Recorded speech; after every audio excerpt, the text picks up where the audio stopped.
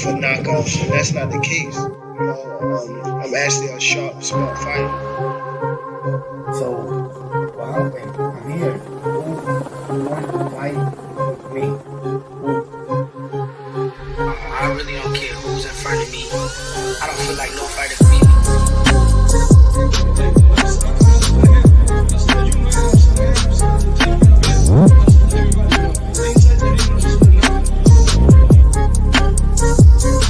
Our goal is to demolish everybody, to be honest. Everybody that's in my way.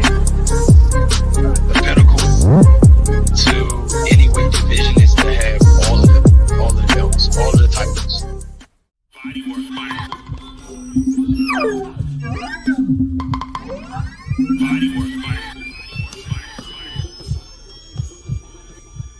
Welcome to Body Work. Welcome back. It's Michael Rogers. Welcome to Body Work Boxing. It feels so good to be back. I'm calling on Iron Mike. And who knew as a young man watching Iron Mike Tyson knock out everybody who got in front of him? Remember being on the floor in a hotel the night of the fight. Then Buster Douglas shocked the world. And I was looking like, no, it was like your whole world as a young man. As a young man. Still in pajamas. Shocked your whole world when you seen Mike Tyson go down. Who knew at that point in time we'd be looking to Mike Tyson for his philosophical views? I mean, Iron Mike Tyson was a killer in every sense of the word, man. It's so crazy because he's been vocal lately. Well, he's been vocal for a while now, but I came across some things not too long ago the other day, and I said, you know what? I'm gonna sit down and I'm gonna let that brew a little bit. And I said, I got to thinking about it. I got to listening. I got to pondering my feelings as a young man and how I look at boxing today and what we have in boxing today. And I'm like, where are we going wrong? Because in many ways, I think boxing, man, it's getting led astray of a couple things. And I'll say it's not mine. This is definitely not mine, but to embody, to capture.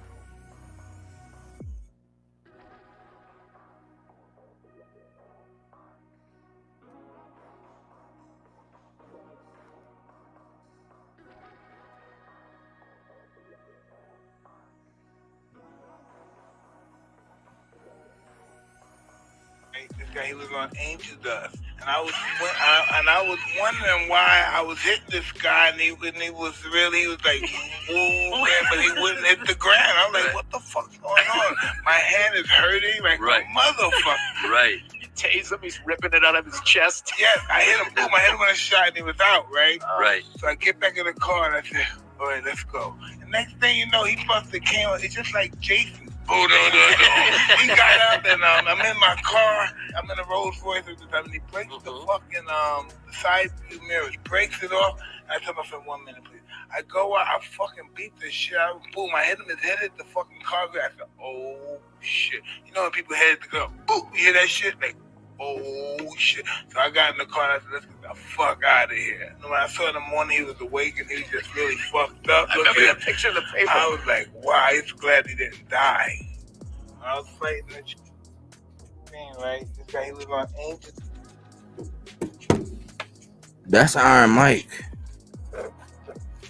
You know what I'm saying? That's the legend of Iron Mike, man. In his rawest form. Salute the Cookie Monster. Body work. Salute Cookie Monster. Sounding good. Flame emoji. Salute. But I'm not gonna hold you that long. I'm just going to put something on your mind. You know what I'm saying? Put something on your mind tonight, and hopefully we will get back to some kind of azimuth that we're on in the sport. Let's see. I've been saying that Canelo would destroy Bud in any way. Nathan Cruz. Salute. I appreciate your feedback. Just stick around, and I'm gonna get through this first portion, and I'm gonna come out, and we're gonna chop it up, man. Salute to everybody who came through. Let's see.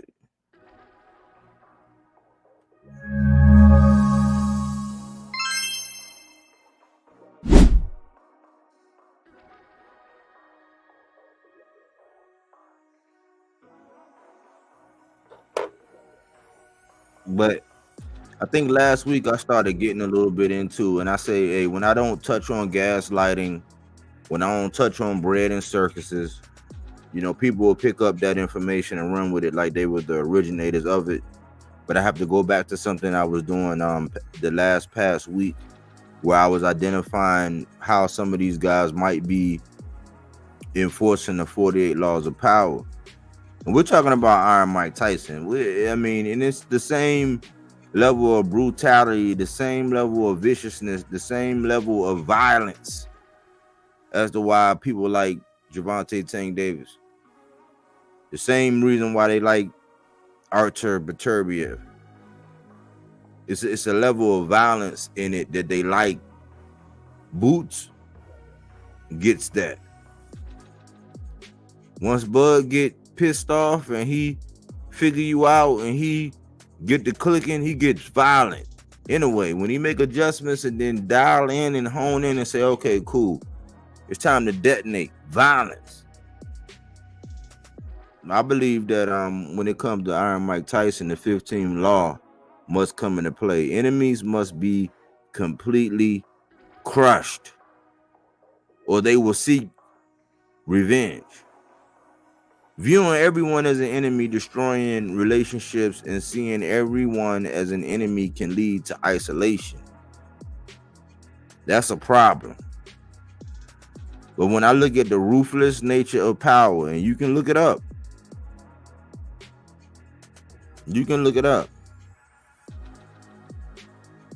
Using friends as sacrificial lambs will turn them into enemies. And just as the 15th law states, enemies must be crushed completely, or else they will seek revenge. One must be prepared to face this fact when deciding to betray a friend and thoroughly commit to their actions. Otherwise, security will be jeopardized. To only see circumstances rather than good or evil, regardless of people's intentions, is a dangerous message. It is an effective method to gain power. That's what we're talking about tonight. But it comes at the cost of abandoning all morals. Empress Wu became known as one of the most effective rulers in Chinese history, but she killed family members and framed her friend, the Empress of Time, to succeed. She saw them, the people who were supposed to be the closest to her, as the enemy, and sacrificed them for her security. It didn't matter whether they only had amicable feelings or intentions towards her. Wu Chao felt threatened by their positions and rid herself of everyone until there was literally nobody left from the previous Tang dynasty to challenge her. Destroying relationships and viewing everyone as an enemy will only lead down the path of isolation. Seeing circumstances without the understanding the reason behind them creates ignorance and apathy. effectively closing off all doors to potential solutions to address behaviors, unless one decides to burn all troublesome relationships down like Empress Wu did. By following in her footsteps, people become completely void of any compassion or empathy. Moderation is needed. People cannot live without power, but power cannot be obtained without participating in this cunning game of deceit. The transgression of law 7. Never do any work, but always take credit for other people's work. We see that in the boxing community. Like, it's like, wow. Exemplify the dangers of ignoring these laws. Thomas Edison was more of a businessman than a scientist, yet his name is more well known in the realm of science than Nikola Tesla. Tesla was hired by Edison's company and invented many products there, but almost none of his inventions have his name attached to them. It was Edison who received all the credit. Through this cycle of exploitation, Tesla was unable to receive any acknowledgement for his works and lived the end of his life in poverty. To opt out of participating in this ruthless game of power is to acknowledge the possibility of suffering the same fate as Nikola Tesla. But to be at the top of the social hierarchy is to fully commit to these cruel laws. That's what these boxers are doing, man. Even at the top, not everything is perfect. Empress Wu took the throne, but she lived under fear and went to extremes to rid herself of any minute threats. Severe consequences lie at both ends of the power spectrum. We choose our own path.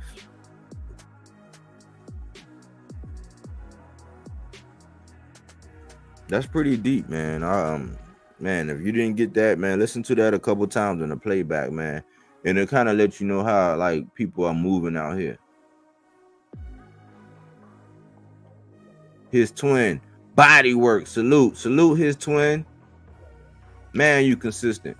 I appreciate you. But I want to get right into it, and then I'm gonna present something to. I'm gonna present several things to you, like always. If you stop the video right now, you should have walked away with something. But I'm gonna present something else to you, and then I'm gonna bring it home and come out, and we're gonna talk about this.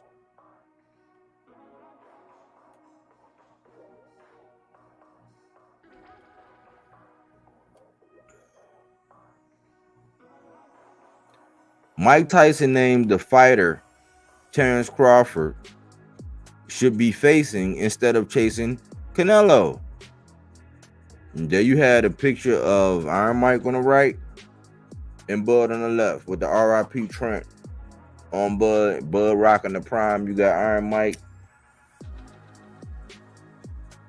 with the boxing glove, image credit PBC and Netflix. Fair use, fair use, fair use. Kerr Ferguson. This is on the 26th of September of 2024.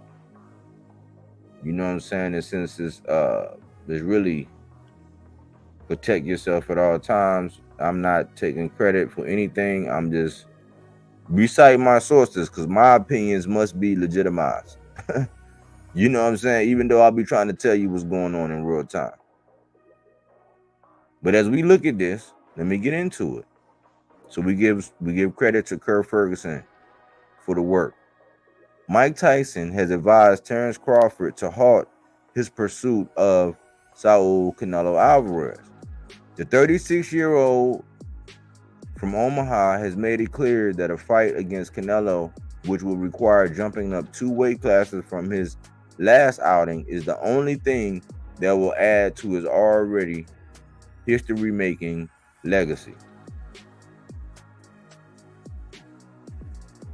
Canelo is expected to receive an offer soon and may just take it if the money is right. But former undisputed heavyweight champion Tyson doesn't like the fight for Crawford. Speaking on on the It Is What It Is podcast, Iron Mike said the weight difference was too big. You know, I don't like that fight. It's just too much weight. He had a close fight with the last guy he fought, Madrimov, because this guy was big and he was awkward. Instead, Tyson would like to see Crawford stick around in super welterweight to fight Jermell Charlo. Move up the middleweight for his brother Jermall, or the matchup many want to see. Accept the challenge from Jaron Ennis. I want to see him fight one of the Charlo brothers or the young brother from Philly. I forgot his name, Ennis. And I want to see Boots Ennis fight one of the Charlo brothers, then come back down and wait. That's what they're supposed to do. Sugar Ray Leonard, those guys, they used to go up and wait, fight a guy, then give the belt back and come just to show they could win. There's no ego in boxing now. They just talking but there's no real ego. Ego's going after this mother. Jermell Charlo lost to Canelo in September of 2023 and has been out of the ring since. Jermall beat Jose Benavidez Jr. 2 months later to end 2 years of inactivity, but hasn't fought again this year and had issues outside of the ropes. The most likely then is Boots Ennis. Active and now a welterweight world champion, he made it clear he would move up to face Crawford. Seconds out. This is seconds out.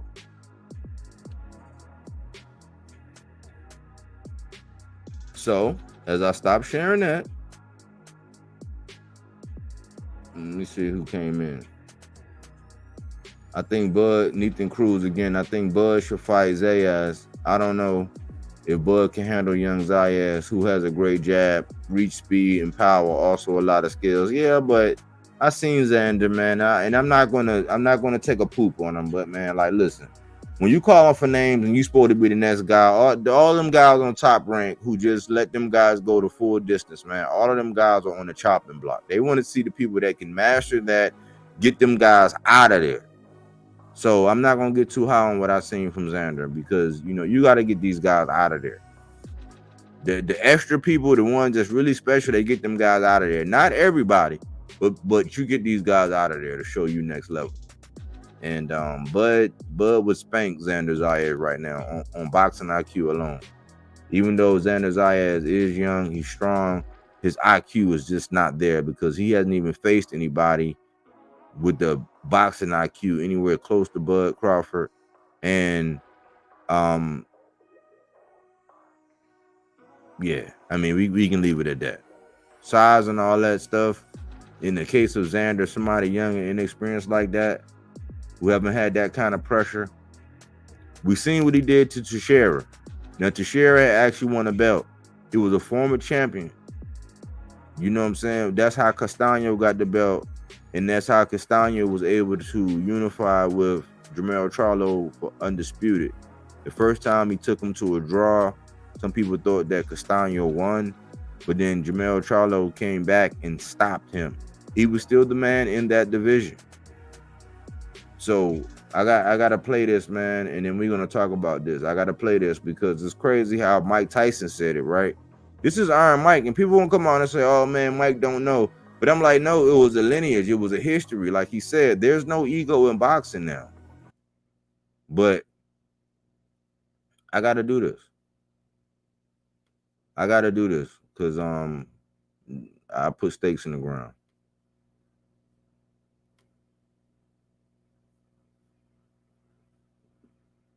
Jermell Charlo, plenty of tread. Now, I did this on August the 13th of 2024.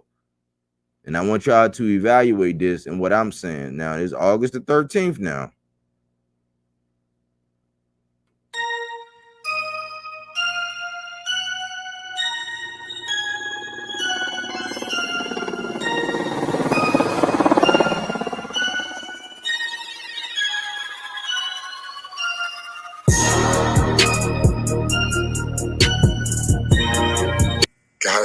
totally different. You know, he gave me a great smile, but he gave me a real serious look. And you can't really distinguish between if I'm angry or if I'm happy or if I'm sad, just because I don't have the personality to play. I have the personality to, I'm not interested in making you laugh.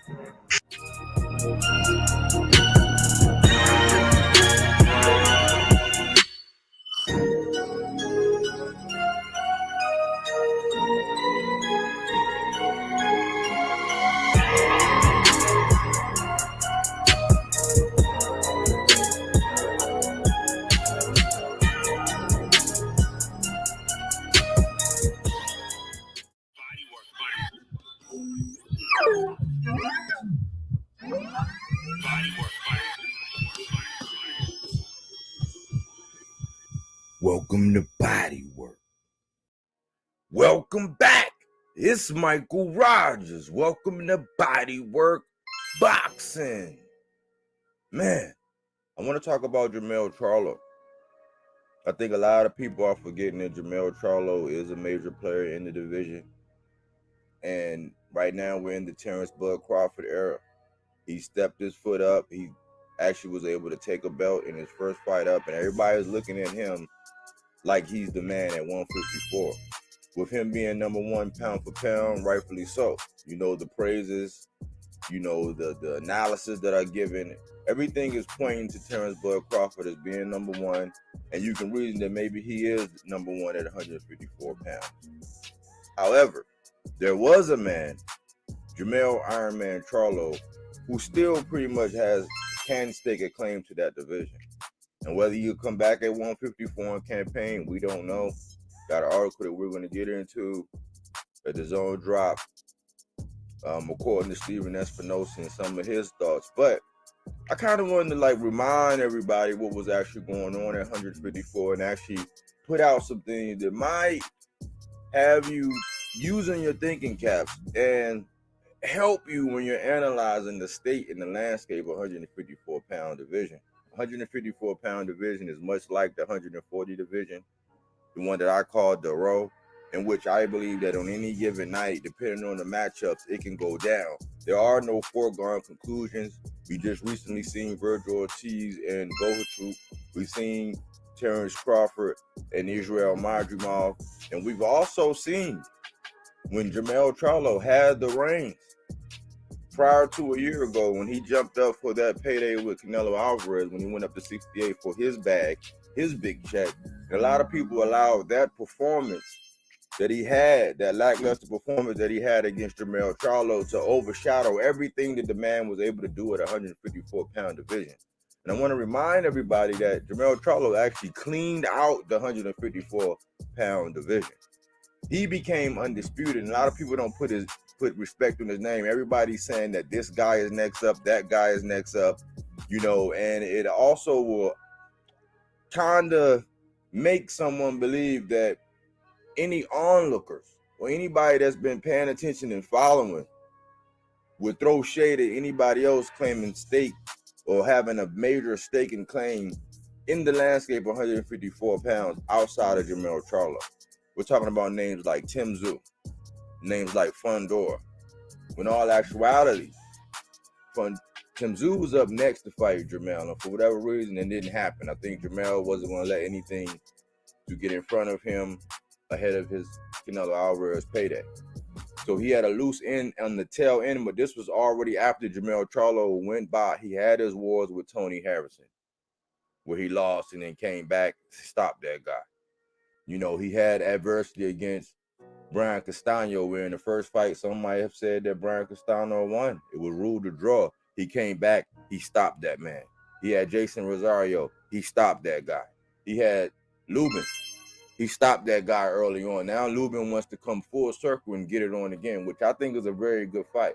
I just think that a lot of people are not really giving Jermell Charlo the credence. They cannot separate him in the ties that he has from his twin brother, which is a lifelong thing that he's always going to either, you know, suffer the praise or the detraction of anything that his brother might do. And vice versa for him and his brother. Whenever he do something, his brother will have to take the backlash as well. But that man cleared out 154 division, very formidable. a true 154 pounder. Not sure if he's going to go to 160 or, Steven is basically saying he's not going to go back up to 68. Let me talk about this article and let me bring it full circle because I actually agree with Steven Espinosa in this article.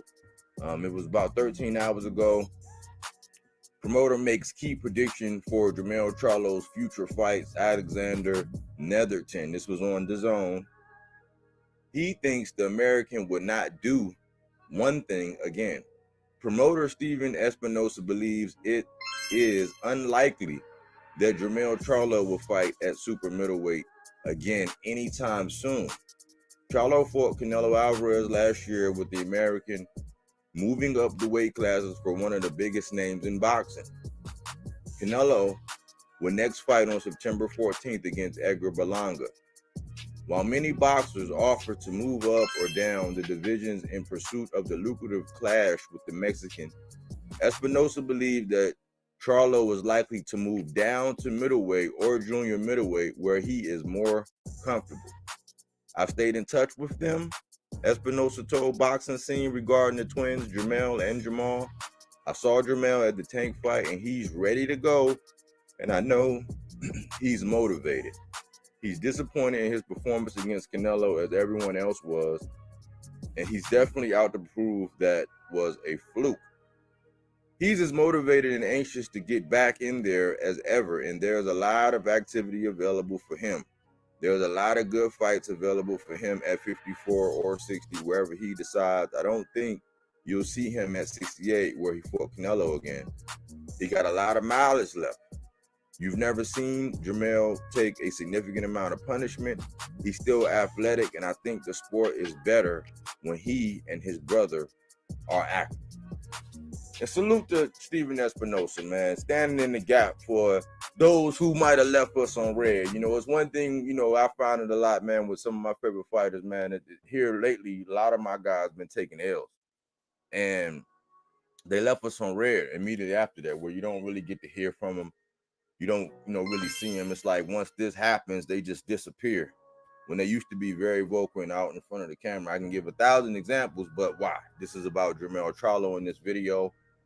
And I hate to draw some of these comparisons, but what I kind of get is this is almost, it has a different nuance, but this is almost like when David Benavidez lost his belt and then Canelo Alvarez said, listen, I'm going to 68 and I'm going to let my dominion reign. And he went and fought Liam Smith and he went and, gathered all the belts. He undisputed and never looked back at David Benavidez. I kind of feel the same way, whereas once Jermell Charlo moved up for that 68, he got stripped of many of his belts. And now everybody are heralding everybody there who have not cleaned out the division, who have not mixed it up with everybody in the manner in which Jermell Charlo did. And now it's a new sheriff in town in Terence Crawford. And everybody's either giving him, Fondor, or Tim Tszyu all of the limelight. Well, aside from Bud, I think that Jermell Charlo is the next up at 154. Why? Because he has equity in that division. He went through the ringer. At a time where everybody was mixing it up and there was a lot of diversity, he fought some killers. He fought some boxers. You see what he did to John Jackson. There's a lot of things that he was actually able to do in that division, and he undisputed it. However, because of outside of the ring things and stuff like that, and our propensity to jump from bandwagon to bandwagon, there's a lot of other people that are getting a lot of love, which I'm not saying they shouldn't. I'm just saying that the man of the division, or a very, very highly formidable, reputable boxer at 154, is still Jermell Charlo. Like the article said, he has not taken a lot of punishment. We got to see him come back. And, of course, we might not want to see him jump right back in there before actually, knocking off a little bit of ring rust and seeing where he's at as far as making the weight again and all that. But when it comes down to that, he's the consummate professional as far as making weight and being ready and prepared for a fight. He's never in a dull fight. There's never a dull moment with Jermell Charlo. And just like all of the praises that Tim Tszyu has, all of the praises that Fondor has, Jermell Charlo should still be getting his praises at 154 pounds. You know, I think that a fight between him and Bud answers every question that we ever needed to know. Why? Because those are the two most formidable guys at 154, despite recency bias. I mean, we gotta keep it a buck when we're talking about it, and we gotta really truly analyze everything. Walk circumspectly when we start breaking these things down. I still think he has a lot of tread left on the tires. I do think that was a fluke. Being a big Jermell Charlo fan, man, his output, his power punch percentages, even just the attempts alone, it was uncharacteristic.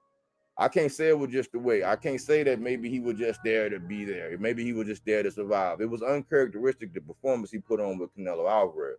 But what I can say is undeniable what he was able to do at 154 pounds. So if he reinserts himself back into that division, I think that he's going to still be a very formidable opponent at 154 pounds. What do you think? You know, I'm waiting for the return. You know, I think some of the young guys, they're getting their praises. They're getting their just dues. You know, they're getting their salutes. But we can't forget about Jermell Charlo, so I look forward to it. He left us on red, and apparently he's back. And according to Steven Espinosa, he's still good.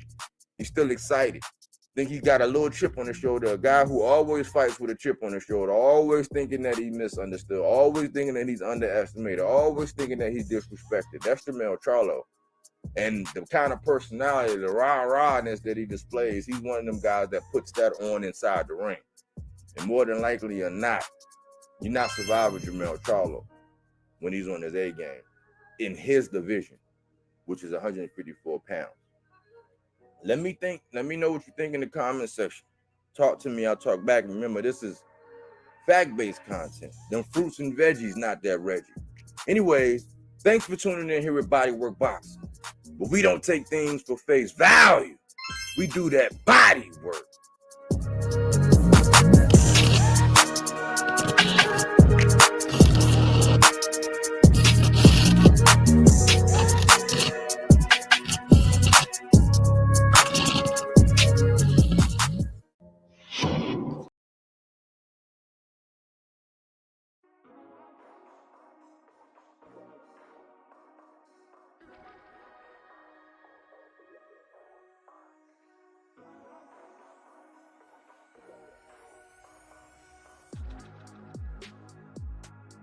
So,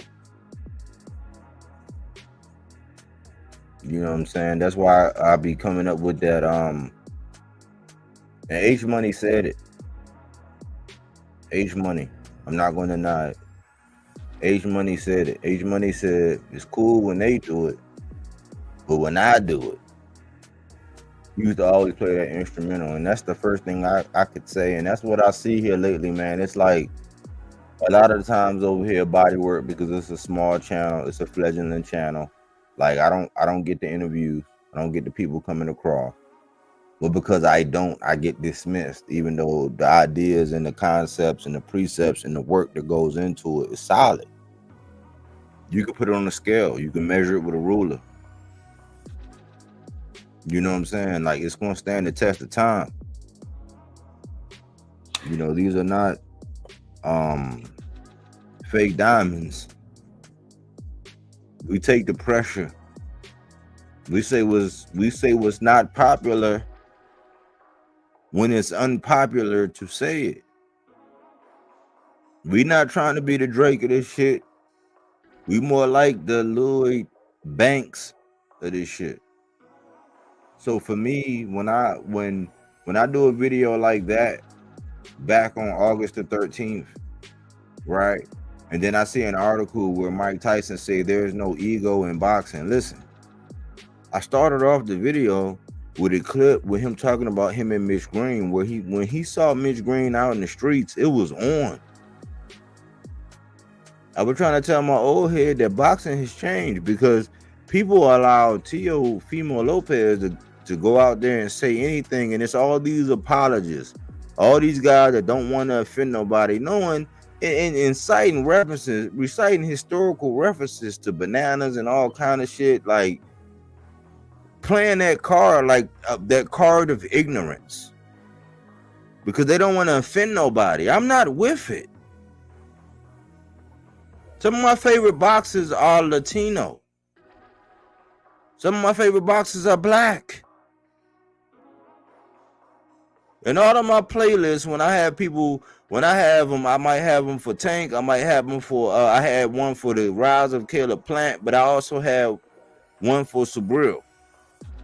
Like, I don't discriminate. I got Inaway videos, me and my old head, a segment that, you know what I'm saying, is a classic segment. It inspired minis. I don't get no credit for it, but it inspired minis. But it's crazy how when I come out and I say something like, hold on, man, why are y'all acting like Jermell Charlo don't exist? And then it be my people. It be my people, the people that look like me, look like Jermell Charlo, look like Terence Crawford, that tear Jermell down. Yet they're celebrating. So let's think about this. Let's think about this. And you're gonna have to, like, listen, you're gonna have to subscribe to the channel. If you can't call me the liar at the end of this statement and you're watching this video, you're gonna have to subscribe to the channel. So if you got any pair of cojones and you're gonna stand the test of time and you're gonna stand up to the fact that you stand on solid ground. If I tell you this information, I'm getting ready to tell you. And by the end of me telling you this, you don't hit my subscribe button,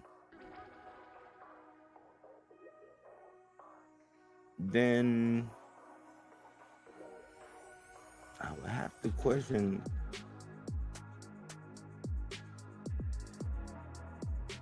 your integrity. And I know that's disrespectful, like, especially where I'm from, but that's disrespectful.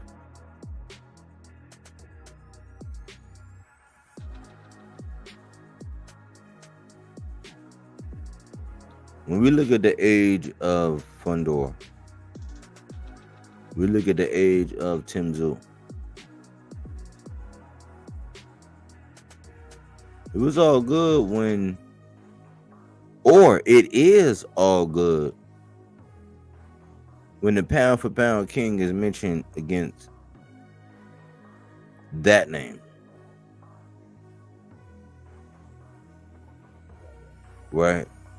But Jermell Charlo was the undisputed champion at 154 pounds. He suffered the same defeat as Edgar Berlanga. And the channel with the biggest speakerphone recently came out and said that he hates, H-A-T-E, Jermell Charlo. But they're praising Edgar Berlanga, a man gloating about being 200 and something pounds, coming into the ring with Canelo Alvarez. And I said, we got to think about this.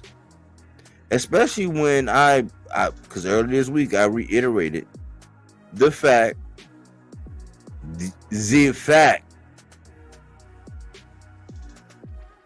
that David Morrell Osvari from Cuba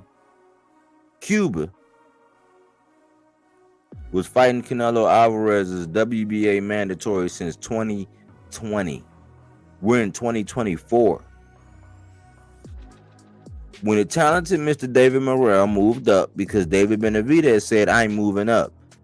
The talented Mr. David Morrell has always been chasing David Benavidez. When Benavidez said, hey, I'm moving up, the talented Mr. David Morrell said, hey, listen, I ain't moving up too. And people have all these things where they shit on the performances of both of them because they are Canelo fans. And I said, listen, man, you got to be able to judge things in a vacuum. They couldn't do that. They could not. So I'm like, the same mercy that everybody grant Bud for moving up to 54 and not looking like Bud at 47 who stopped everybody, he was given a grace. Because that's his first time at 54, and you know, and Majumov was given all the benefit of the doubt because one, he was Turkey's guy, for two, his amateur pedigree, in which that's a goalpost move because people decide they pick and choose what they want to acknowledge when it comes down to amateur pedigree. Because Ryan and Devin were 3-3. Ugas beat Bud in the amateurs. Ray Rice beat Bud in the amateurs. It's a history of, listen, the amateurs is a history record of people fighting people in the amateurs, but somehow, some way, that's, I don't count it because it's like, it's trivial. It's like, if you got a big speaker box or a very wide couch, if you talk about the amateurs, then your opinion matters. Outside of that, if you bring up amateurs, it's either for your argument or against your argument. And if you have a lot of millions up against you, that's how using the argument for amateurs will live or die. Rewind it back, catch it on the playback if you didn't understand what I just said, if it went over your head.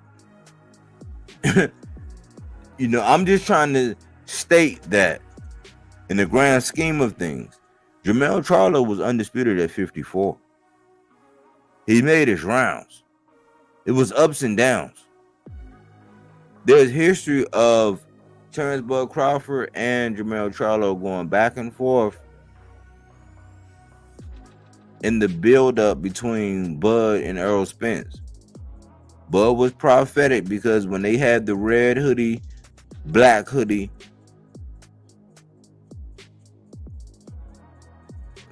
where Bud said they're gonna say he too weak,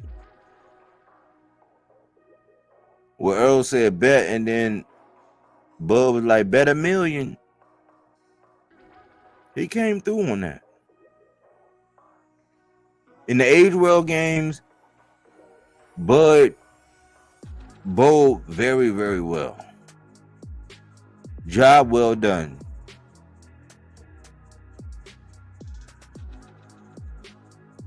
Earl's been suffering ever since. He can't get any kind of positive traction whatsoever, even though the man went out and collected 3 of the straps. And Bud came to the table with the first strap that he got on his first fight moving up. It's like, wow, I can come to the table with 3 straps. And you can wait around and not collect any of them, because when you got up there, I had 1 of them. There were still 2 of them out there. I went and got the other 2, but I don't get any credit for actually collecting them other 2. But I get all the hate. I get all the like demon energy for sipping the bottle and being out of weight and getting my accidents and having my moments online. And you get all the credit in the world for being pound for pound #1 after you beat me, but I get no credit. What's sad is I'm talking about actual factual information regarding 147. Since then, I've moved on. When Bud slammed that door as the closer, who I recognize him in my intro as, when he slammed that door, I had my eyes on 54. I'm not one of the ones that's going to just take on 47, because I keep saying, man, I don't know how you expect it to be the glamour division where people are not going to try to pay the money for fighting in that division. Yes, the name might not be as great and as notorietable, but between inflation and the fact that that's still the perfect division in boxing, the welterweight division is like the happy medium, where it's like, dang, you can't say, oh, these guys are too small. You can't say they're too big. They're like the perfect middle. Even though they're below middleweight, welterweight is the perfect weight. And the ones that have the perfect balance between speed, power, precision, boxing IQ, and all that, when they shine in that division, they make the most money. That's why they call it the glamour division. Bud knocked out everybody in the glamour division, moved up to 54, and looked, most people could say pedestrian. And Bud fans will actually get upset about that, but it's the same thing they said about Morrell fighting Hot Rod. It's the same thing that they said about David Benavidez fighting Vosdick. But I'm faced with a question. as the man in the mirror, a fan who just happened to do content, having to keep track of everything that's going on. I was trying to ask, like, where was I wrong saying that Jermell Charlo was the man at 154? And yes, he has had a loss, but that was not outside of his run to undisputed, where he fought the gauntlet, where somebody like Devin Haney, who historically in the history books fought one time against a George Kambosos and got undisputed, but he gets more credit than a guy like Jermell Charlo, who fought for every single solitary belt, arguably won on a judge's scorecard that he shouldn't win, and arguably lost on a judge, or got a draw. Yeah, got a loss on a judge's scorecard that shouldn't have been there. So he arguably got a draw when he should have lost. That's what most people say with the Castaño. He arguably won when he got a loss to Tony Harrison. Both of them guys he came back and stopped. And outside of defending himself up against the names, like a Fundora or a Tim Tszyu who was scheduled, all he did was go up and get a payday. He does the same thing. Like in the history books, it's going to read the same thing that when Jermell Charlo came up from 54 up to 68, where Berlanga's gloating that he's up around 200 pounds, it was the same result. Jermell Charlo took a knee. Berlanga got popped. Berlanga gets praised. Jermell Charlo gets shitted on. Terence Crawford says, I no longer want to fight Jermell Charlo because of how he looked with Canelo Alvarez. All I want is Canelo Alvarez.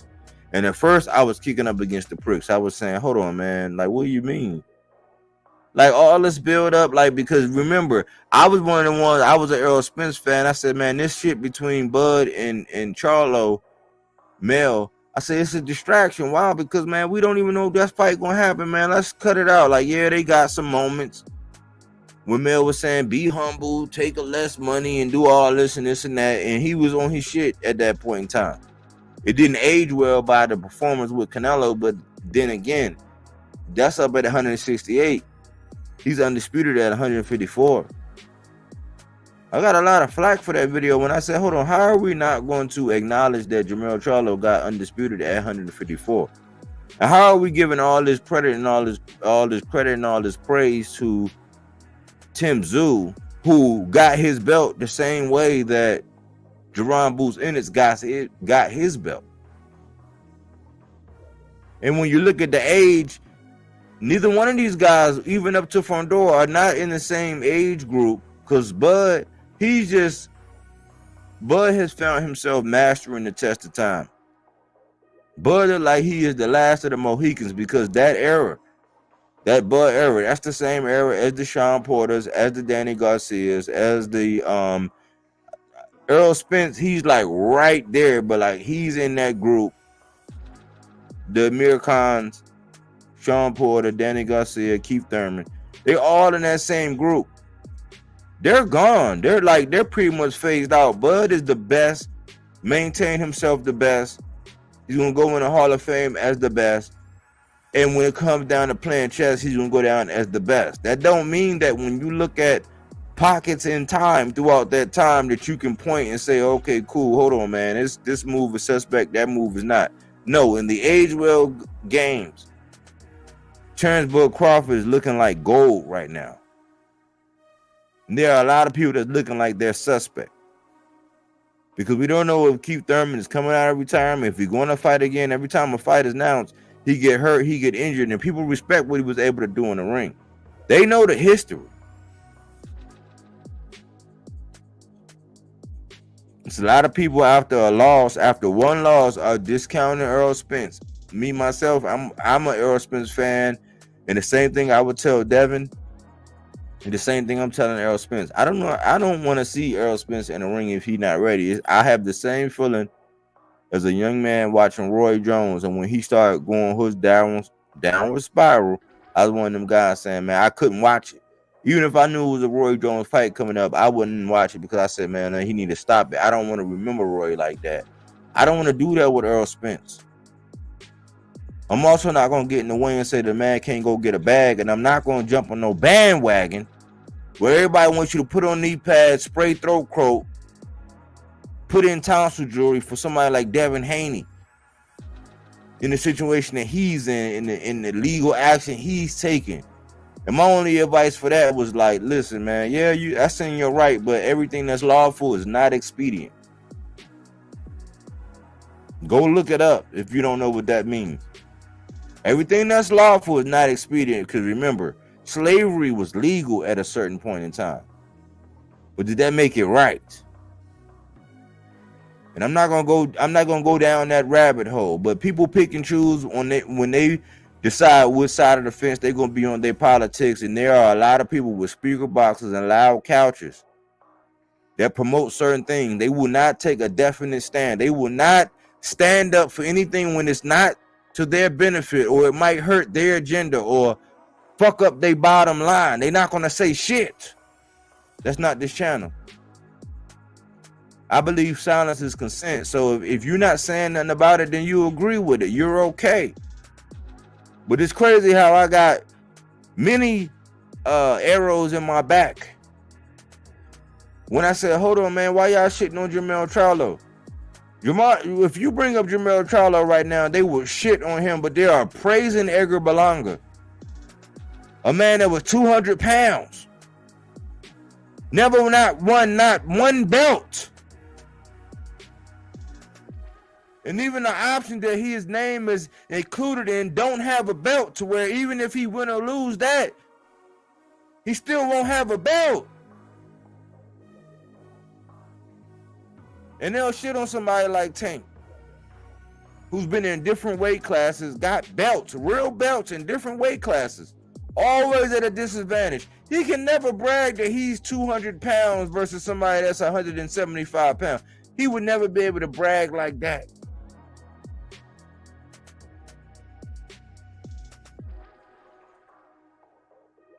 But what he does show is what Mike Tyson said. He shows ego. Like when he told Frank Martin, like, listen, man, you took this fight too early. You ain't ready. You letting Earl Spence and them gas you up, and this and this and that. You not ready. You shouldn't have took this fight. He go in there, he let Frank Martin do this, that, and bow. It's over. That's in the spirit of Mike.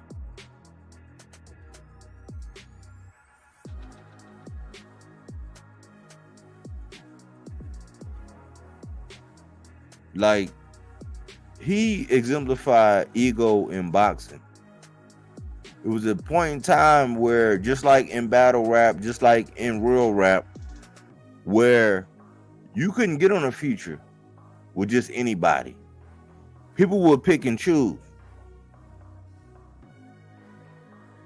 And before the internet wave got real crazy, a lot of people broke one of the 48 laws of power. And they happened to get a feature where they killed the main guy on that feature. And because they killed him, meaning that they went too hard with the lyrics, that whole single got scratched. That's another 48 law of power, where you don't outshine the master. But you got to understand how this whole game moves. I just don't understand that, how when I'm just keeping it a buck, I'm not trying to be the Drake of this shit, I'm just being the Lloyd Banks of this shit. How when I say something like, listen, the next best fight, the best thing, the one that answers all the questions for the fans, the one that answers all the questions for Bud, all the questions for Mel, will be for them to fight each other. Bump the Nello thing, I understand that Bud whenever he want to go do it at, I said, but logically, the fact that he was the man at 47, he jumping up at 54, fighting a guy who nobody knew in Madrimov. Same record, less record. Because people would shit on David Morrell, who's been fighting Canelo Alvarez mandatory since 2020, and then praise Madrimov because he had a belt. And then turn around and shit on David Benavidez, who had the belt, lost it twice, and after the last time, that's when Canelo Alvarez garnered all this money. He got a franchise belt garnered all this energy and went around and got undisputed when David was out of the picture. Never came and tapped David back on the shoulder and said, hey, listen, man, you know, I know you had this spot, but come on, man, let's get it on so we can right our wrongs because of how it happened. Never did that.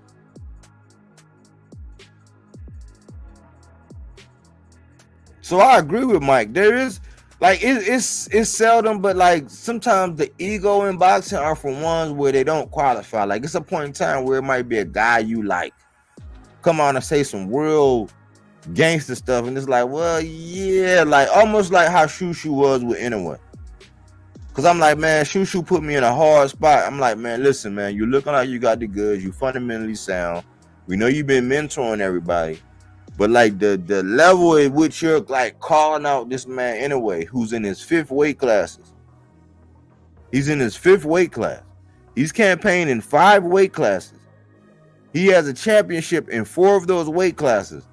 He's back-to-back undisputed. Well, he didn't move up and get a soft touch. He moved up and got somebody like Stephen Fulton, who was already unified. So he moved up and took 2 straps. You have yet to taste one. What are you talking about? That'll sound crazy from a guy who resides in a zip code that's associated with Baltimore and telling that to a guy from New York. Brownsville. That'll sound crazy, right? But it's the truth. So we understand the ego. But the guy that's in position, the guy that need to be saying the names that they need to say and speak and move with the type of ego that they have. We don't have that anymore. Like Mike Tyson truly believed that when he was in the heavyweight division, nobody was better than him. You can't walk around saying you were better than him. If he was a lightweight, nobody better not part their lips to say you was better than Tyson.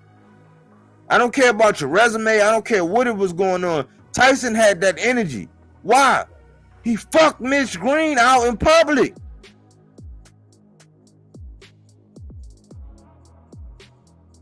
I played it for you where he said he hit the man so hard they were not in the boxing ring where you couldn't just say whatever you wanted to say out your mouth. They were not in the boxing ring. He did that shit out in public. He hit his head and he said he thought the man was unalive. Like inside the ring when we seen Tank hit Leo Santa Cruz and we thought the man was unalive for a couple seconds. We're like, damn, Tank did that. But then we had a matter of concern. There's no ego in boxing. You can't tiptoe in all this accolade soup that everybody say, oh, I was this and I was that. I remind people that Darren the Dream Haney fought 1 boxing match and got undisputed. He fought 1 time against George Kambosos and got undisputed. People never want to face that, but that's a fact. How was he revered more than Jermell Charlo, who went around a ringer and collected all of the belts?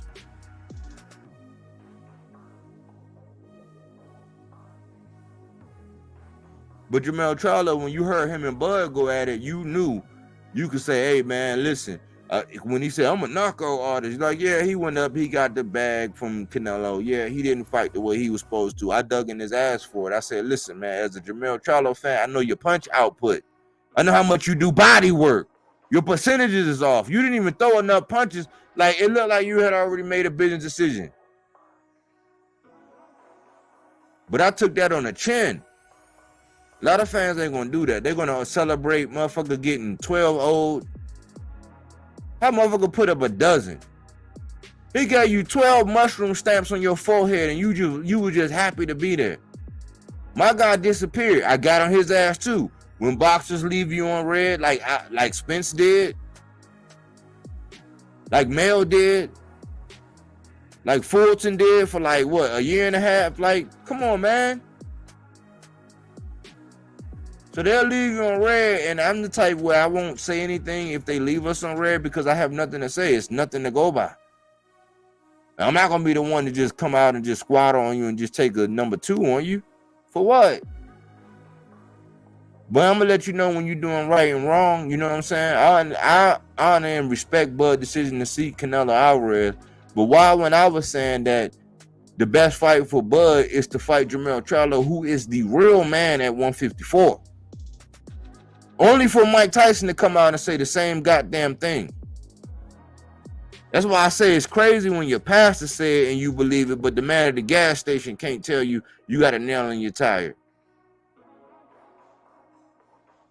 The man in the lobby can't tell you, hey man, hey, you got booger in your nose, bro. Hey, you got a little coal in your eye. Go like this, get that out.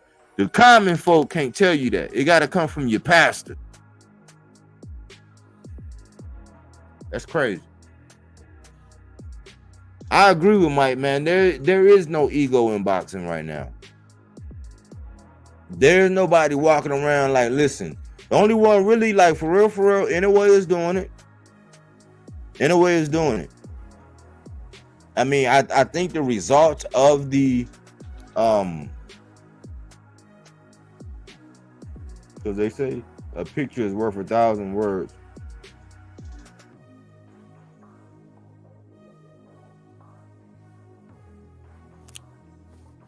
This fight, it's ego in that. Those guys they're not English, like they're not English speaking, like that's both of them, that's either their second or third language, and they don't speak it. But it's a lot of equity and ego in this fight.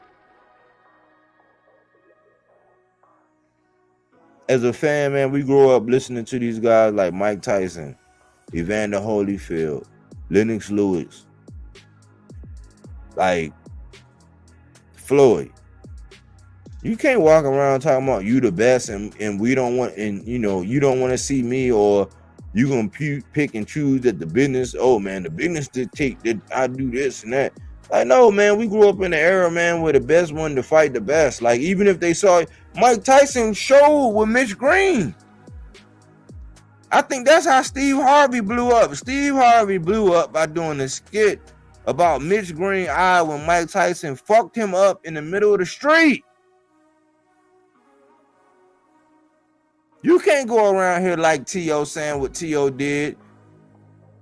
Because if Bud was Mike Tyson, instead of just pointing the finger in his eye, Mike Tyson would have hit that motherfucker. He would have had to come back and get it in blood. But the proof is in the pudding, in the fact that, yes, we can say, yes, we evolved, and yeah, Mike Tyson, he might not be wrapped too tight, but it is what it is. And somebody got to report it straight down the middle. It is what it is, man. It was just different. Like back then, like it wasn't no like you could be on that gram or be on Facebook or whatever. Like when back then, like when Tyson was around, when they said it was on site, it was on site. You ain't got to worry about getting poked in the eye or somebody clipping you up going down some stairs. You had to worry about somebody punching you in your face.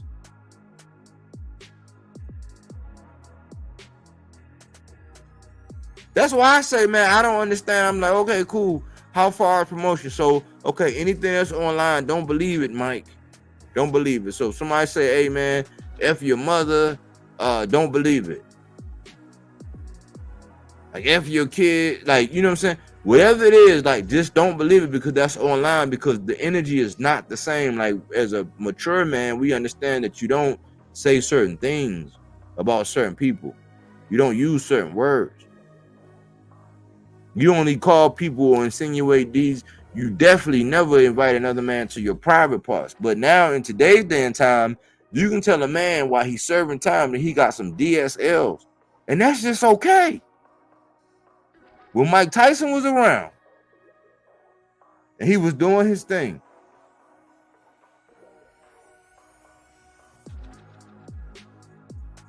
you couldn't get away with that. And I'm going to ask you, who could be around during the time when Tyson was around, when Mike Tyson was around and said that Tyson had some DSLs and you didn't have to see Tyson? And why is it okay for somebody like Edgar Berlanga, who's at 168, to be jaw-jacking with somebody that's a lightweight at 135? But you got Cater Plant, Billy, M. Billy. You got all these guys, but that's okay. That's champion. That's okay. That's cool. It's okay for your man to show up and you know that he ballooned up 25 pounds. You know that he's had the advantage of every fight that he had up until this last controversial one where a guy might have took some stuff that he shouldn't have taken. He looks pedestrian. There's no ego in boxing. Like, actually, everybody, it's just like the rap game. Like, some of the most arrogant rappers of today can barely even talk or read. But they go platinum.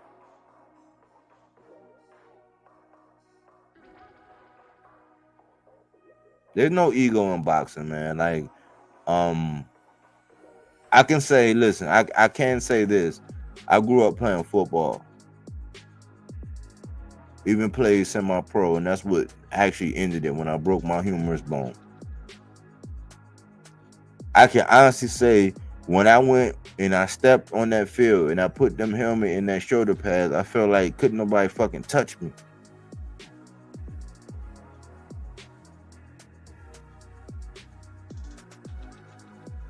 I remember being 75 pounds, running a touchdown on the first play of the game. Like, after they kick off, we get the ball, they hand the ball off to me on the first play of the game.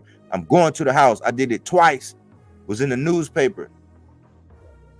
My man from the Army came out and seen me when I was semi-pro. They kicked off the ball to me.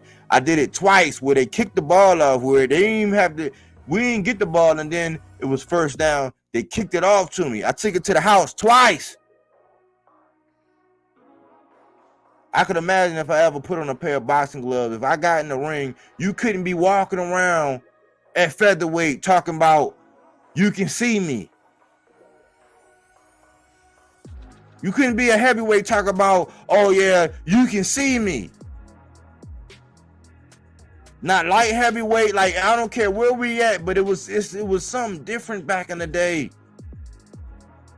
And we can dismiss Mike and say that he crazy one day and then value what he say the next, but we valued him when he called David Benavidez the Mexican monster, right?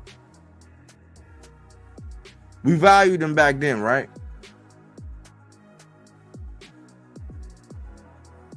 But we not going to value him when he say that, man, listen, man, he don't really want to see Canelo. He'd rather see Bud versus Jermell Charlo. If it ain't Bud versus Jermell Charlo or Bud moving up to 60 and fighting Jermell Charlo, then he would rather see Jerron Boots innocent him. We're not going to value him that, but we give him all the credit in the world for anointing David Benavidez the Mexican monster, for allowing Ryan Garcia to get up on his platform and say that God told him he was going to knock Tank out in the second round before mental health.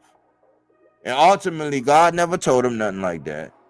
Because what wound up happening? Tank wound up stopping him with a body shot. And people don't give him no credit for that. They don't bring up what he said about God and how he was a false prophet back then. They're just going to ride with him no matter what now and try to shit on him because he beat Devin ass. But he had something in the system which gave Devin a mulligan.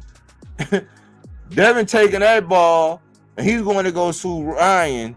And I'm like, yeah, I mean, it's within your right, but everything that's lawful ain't expedient, young cuz. And you have more angst, more drama, more guilt, more energy for the person to say you softish bird shit. Like with Tank telling Devin, like, man, you softer than bird shit, man. You like bread in the paint, man. Like, yeah, you can do what you can do. Yeah, you can go sue and you can get your money back. But you softer than bread in the paint. You softer than bird shit. You have more energy towards Tank for saying that to Devin than you have for Devin for not coming back and fighting Alberto Puello, who got his strap. For outpricing himself for $4 million for Pyro, who got a strap. Boxing is weird, it's ugly. It's like, no matter how you see it, whatever perspective you look at it in, man, listen, man, it is what it is. You know what I'm saying? You can go hide in the corner. You can be part of a gang, a cult, a pack. It's like 1,000 of y'all, but y'all all wrong. Ain't nobody gonna check nobody. So what's the value in that? Nothing. But when we look at ourselves, we put boxers on a scale, we weigh their actions, and we listen. Because it was a point in time where the young people listened to the older people. That's something that that's something that they've done. They've divided everything. They've knocked down that Tower of Babel. They confused our languages. They made us more divisive to where when we first meet each other, we figure out more reasons why we ain't on the same sheet of page than the reason why we are. And the essence of the matter is we all got to eat. We all got to sleep. We all got to live. We all need food. We all need water. We all need shelter. We all need love. That's it. As boxing fans, if we keep getting away from the essence of the mano y mano, we keep taking these paths of least resistance. We keep not calling it what it is, where people are just, they egoless. They have all the ego when it comes to saying certain things on social media, posting certain messages. But they really don't have the energy to really go out there and show and prove that I don't give a fuck what weight class we in.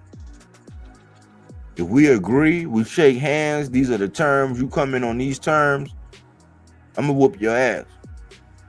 And if I see you before that, I'm not just gonna poke you in the eye or put my hand in your face. I'm gonna fuck you up like Mike Tyson did. Mike Tyson is right. Ain't no ego in boxing.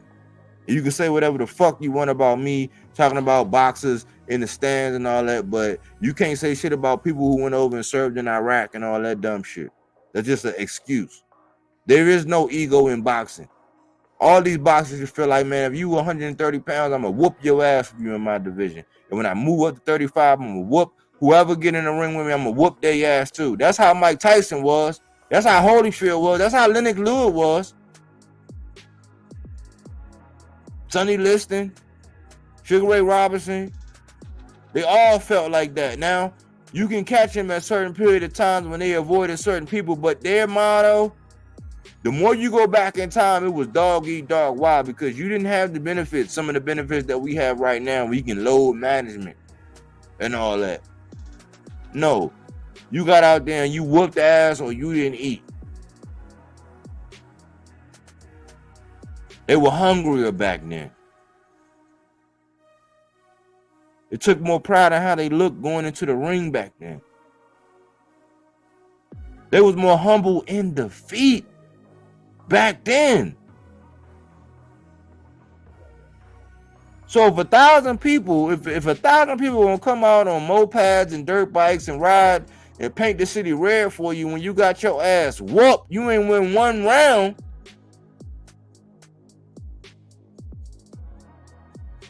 Where are we at in the state of boxing? You get saluted for you 168 pounds bragging about getting ready to go up to fight Anthony Joshua, and people are giving you credit for telling somebody that's 135 pounds soaking wet in Tank Davis that he can't go to Puerto Rico no more. This the world we living in, man. And I think maybe I look at things too real, too legit. I break shit down. I really look at it, the essence of it. But like, we all fucked up, man. We all fucked up. Keep handing out participation trophies.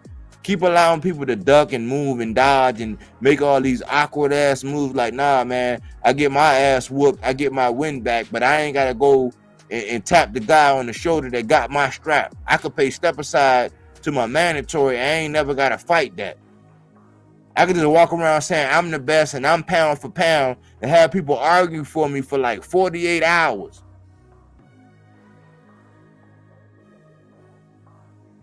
And because I got my ass whooped, now I'm a victim. Mike Tyson was right. Mike Tyson was right, bro. Mike Tyson was right, man. Mike Tyson was right, man. Ain't no ego in boxing no more, man. And I don't care. I don't give a fuck if I hurt your feelings. I don't care. Ain't no ego in boxing no more, man. People don't care. They taking prize. You got speaker boxers out here celebrating people who done lost. We celebrating people who lose. We giving parades for motherfuckers who get their ass waxed.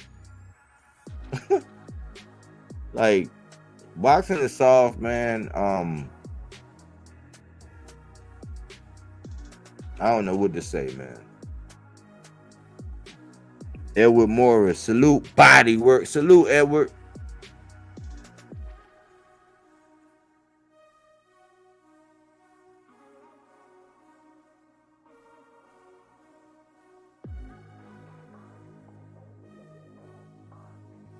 But I'm gonna come out. I'm gonna give y'all a second. I'm gonna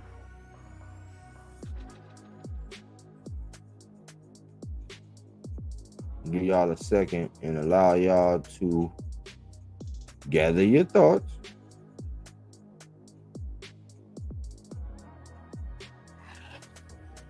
And I'm gonna come out and we're gonna talk.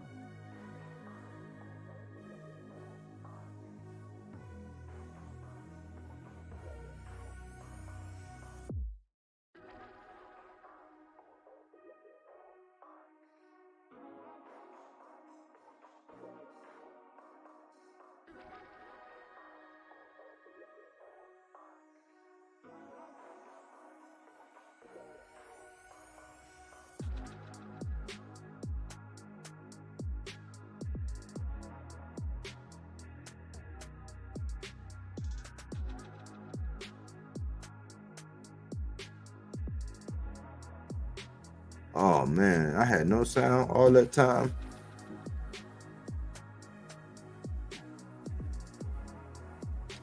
I was just basically saying that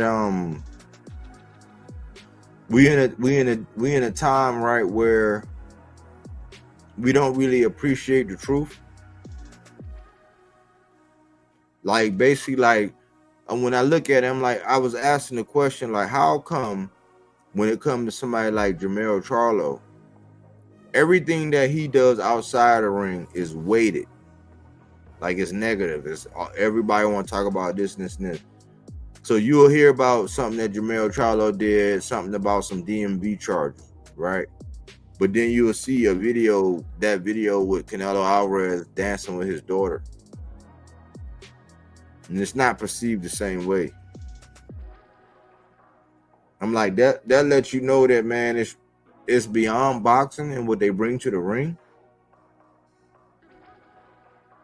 And I ask myself, it's like all the time I ask myself, how come the gas attendant at the gas station, when he tell you got a nail in your tire, it's like, oh man, who he think he is? All he do is he's at the cash register. Well, but when your pastor say it's good to check your vehicle before you make your commute, and you find a nail in your tire, you give more credit to the pastor who said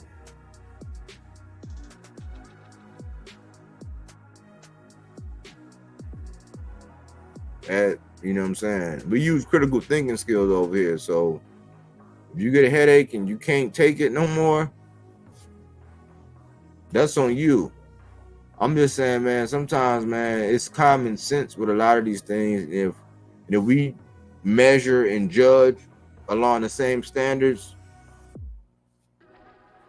we might have more traction.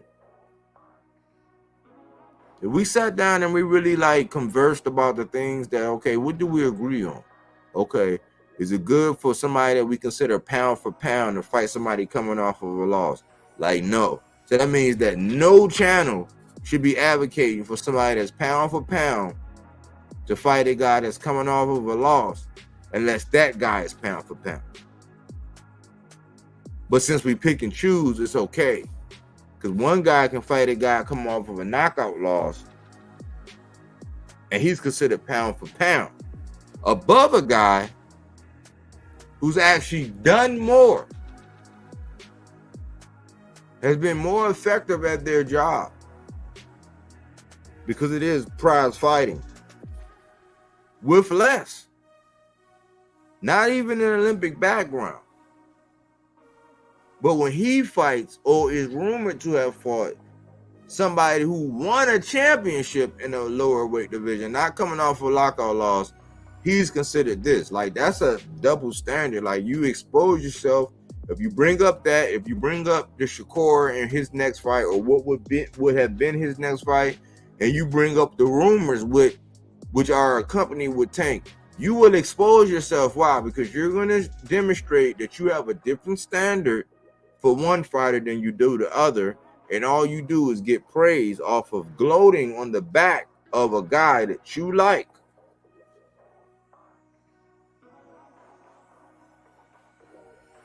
Like I was saying that, but Edgar Berlanga has never won a belt. He's never won a belt. He jumped into a spot where David Morrell was, and David Morrell had been fighting those mandatories since 2020. This is 2024 for the WBA. The minute David Morrell moved up, and he moved up because David Benavidez moved up, Edgar Berlanga jumped in that spot, and Canelo chose him. The same thing happened with John Ryder.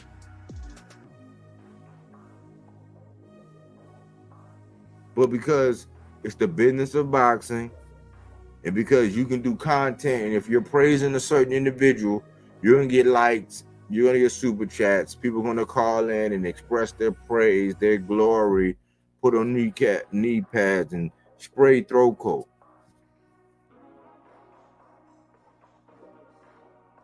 For him. But we discount everybody else.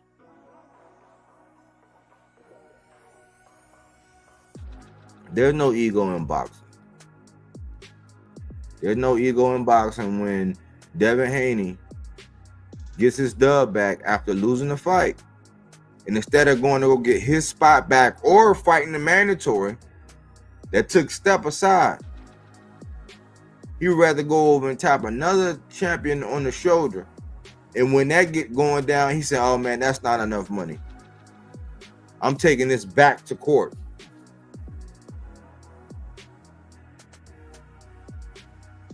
Mike Tyson, he was the type that held court in the streets. Now, whether that's right or not, he was the type that held court in the streets. It's a different day and age, man. Like, you can say they smarter, but like, they're making more and more business decisions, meaning that they're more what you want to call it, risk adverse. They're more cautionary now. Even when it comes down to these.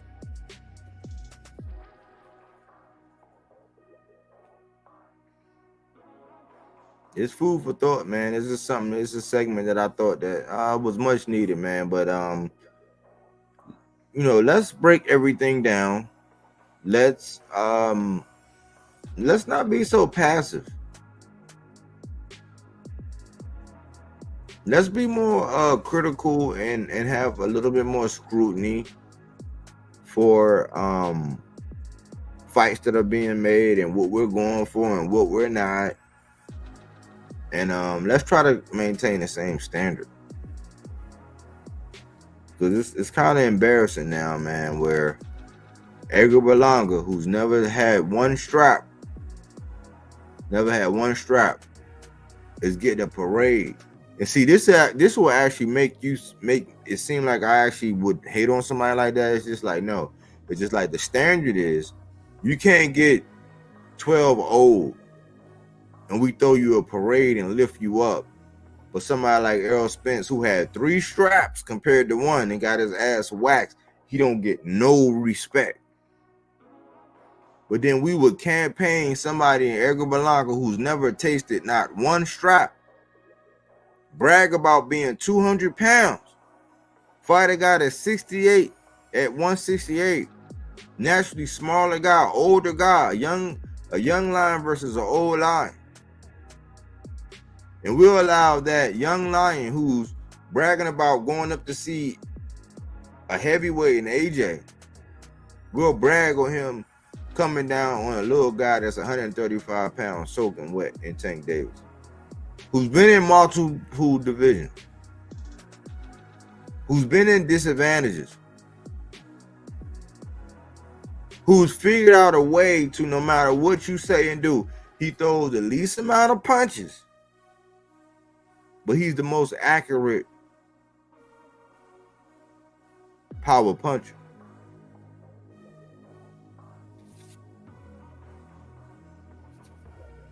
And he's getting to the bread. Edward Morris say facts.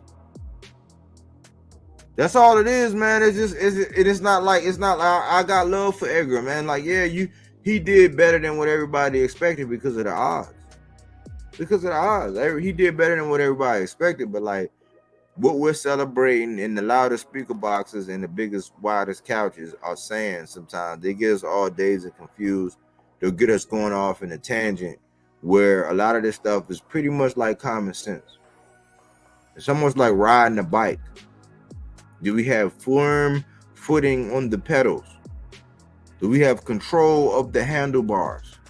Are we physically fit and aware? Can we see out of both of our eyes? Is our peripheral vision good or not? That's how we got to get back to analyzing boxing. It used to be an ego, man, when it came down to Tyson, Holyfield, Lennox.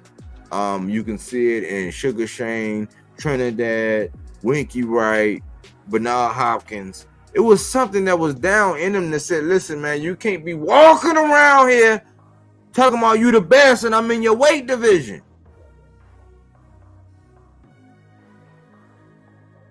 You can't do that. You're not allowed to say my name. If you say my name and you're not talking about getting in the ring and doing what it takes to get in my ring, when I see you outside, I'm fucking you up.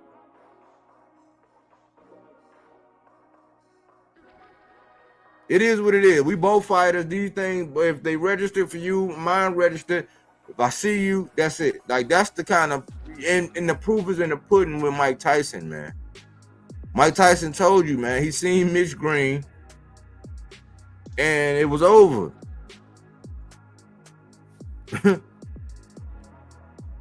Adam Hurley, salute Bodywork. Salute, Adam. Salute.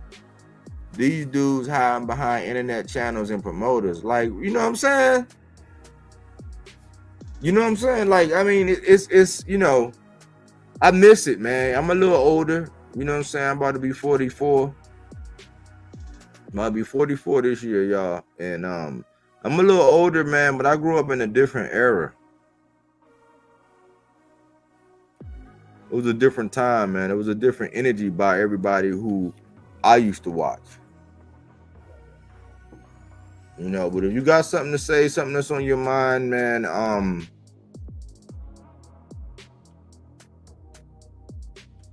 I'm not one of these guys. I'm not one of these master debaters. That's not me. I'm not an egghead. I'm not a Captain Egghead. I don't think I know everything. I'm not up here talking about I'm the best or whatever.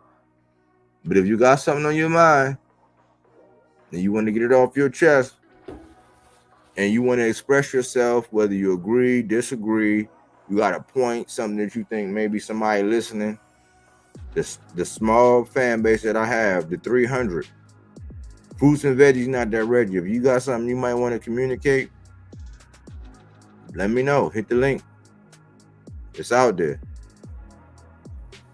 I'm affording you an opportunity.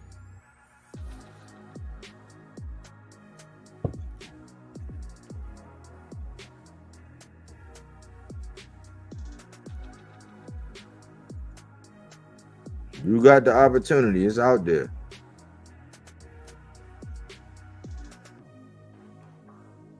It is out there, y'all.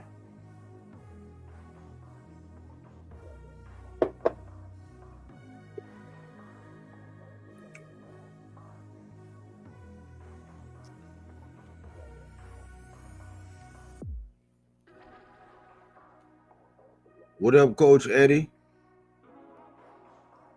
Salute. What's going on, Bodywork? What's good, brother? What's happening, man? Yeah, man. Just tune in to the show, man. Everything you saying, man, spot on, man. These dudes out here, the different era, man. These cats, man, want the most credit for doing the least. You know what I'm saying? They sit there, they hide behind these internet channels. They got people capping 24/7, 7 days a week, like CNN and Fox News going back and forth, talking about my fighter the best. My fighter the best. These dudes ain't fighting nobody. Then these guys get crowned the 4 kings. They ain't even fought each other. You know what I'm saying? It's like, man, these dudes is moving real whack, man. Yeah. Even Devin, man. You know what I'm saying? Hey, I understand you want to get your bread and everything, man. But bro, the way this dude moving, man, it's like he should really want to get back in the ring. I know Ryan's suspension really throwed everything off, man. But that should be the first order of business right there, man. Soon that should already be signed. Soon as you get off that suspension, you know, we in the ring ASAP. You know, yeah. Because you should want to do that. I mean, people give AJ a lot of flack, but this man to get humiliated, get beat down on national TV in front of millions and millions of people, and hop right back in the ring with the dude that did it to him. Yeah. I mean, these other cats, they'll run, they'll try to take another route or try to do a tune up. I mean, you know, that's what it's about, man. Sometimes you got to take a risk, man. You got to take a risk. These guys, like, they scared to lose. They don't want to fight each other. Even this mess Tank pulling, fighting Lamont Roach, bro. I mean, this dude moving like Canelo. I can't say he's moving like Canelo because at least Canelo, do have a halfway decent resume, even though he did fight guys, that was kind of out of their prime over the hill. But he did have some guys over there that kind of had halfway of a chance of beating him. like a Danny Jacobs or Austin Trout, or Triple G, Bivol. I mean, and Eric Landy Lord, a lot of those guys, a lot of those fights were risky fights, man. It's like this dude Tank ain't taking no risk at all, man. I mean, it's like it's a setup fight, man. Most of his fights is setups. Yeah, I'm with you, and see, I can't. I'm with you, Coach Eddie, but I can't be the one. You got the YouTube open? My bad. The link. Okay, so yeah, you must have done something. But I can't disagree with you, and I'm in the catch-22 too, because I've been a Tank fan. I've been the one holding it down, and it's like, I understand why a fight like that could happen and why they'll justify it. It's not a fight that the fans want. But my question has been, since this came up, is like, who can he fight? And I asked the other day on the show, I said, is it that Tank is not making them an offer that they can't refuse, or are these guys making decisions the way they're like, oh well, that's all he want to give me now. If I wait and I keep my undefeated record, maybe I can get more later. That was my dilemma. I'm just as perplexed as you, where it's like, man, how do we land at a Lamont Roach? And it's not nothing against Lamont Roach. I actually like him. But it's like, how do we land at a Tank Roach? And how do I judge or how do I criticize? Because I'm like, what are Tank's options? That's the question. Yeah, I mean, that's a compelling argument. That's another side of the coin. But at some point in time, though, you got to give the fans a fight that they want. You can't just keep giving them what you want. At some point in time, I don't know. I mean, yeah, I don't know if he just got a cult-like following that people gonna continue to support him with, which he is. With the Tank fights are more like events. They're not really fights because you already know the outcome. You know what I'm saying? It's basically a whole lot of people showing up just to say, hey, you want to take a picture? I was at the Tank fight. It's kind of like a celebrity type of deal. You know what I'm saying? You got your rappers, you got your musicians, you got your actors, you got your influencers there. It's like an event, because it's definitely not a fight because we already know the outcome. It's not a super fight like, Joe Frazier. Like, nobody ever said that somebody gonna beat Tank. It ain't like, Sugar Ray Leonard hit Man Hearn's fault. It was like they were split. It was like you really didn't know who was gonna win that fight.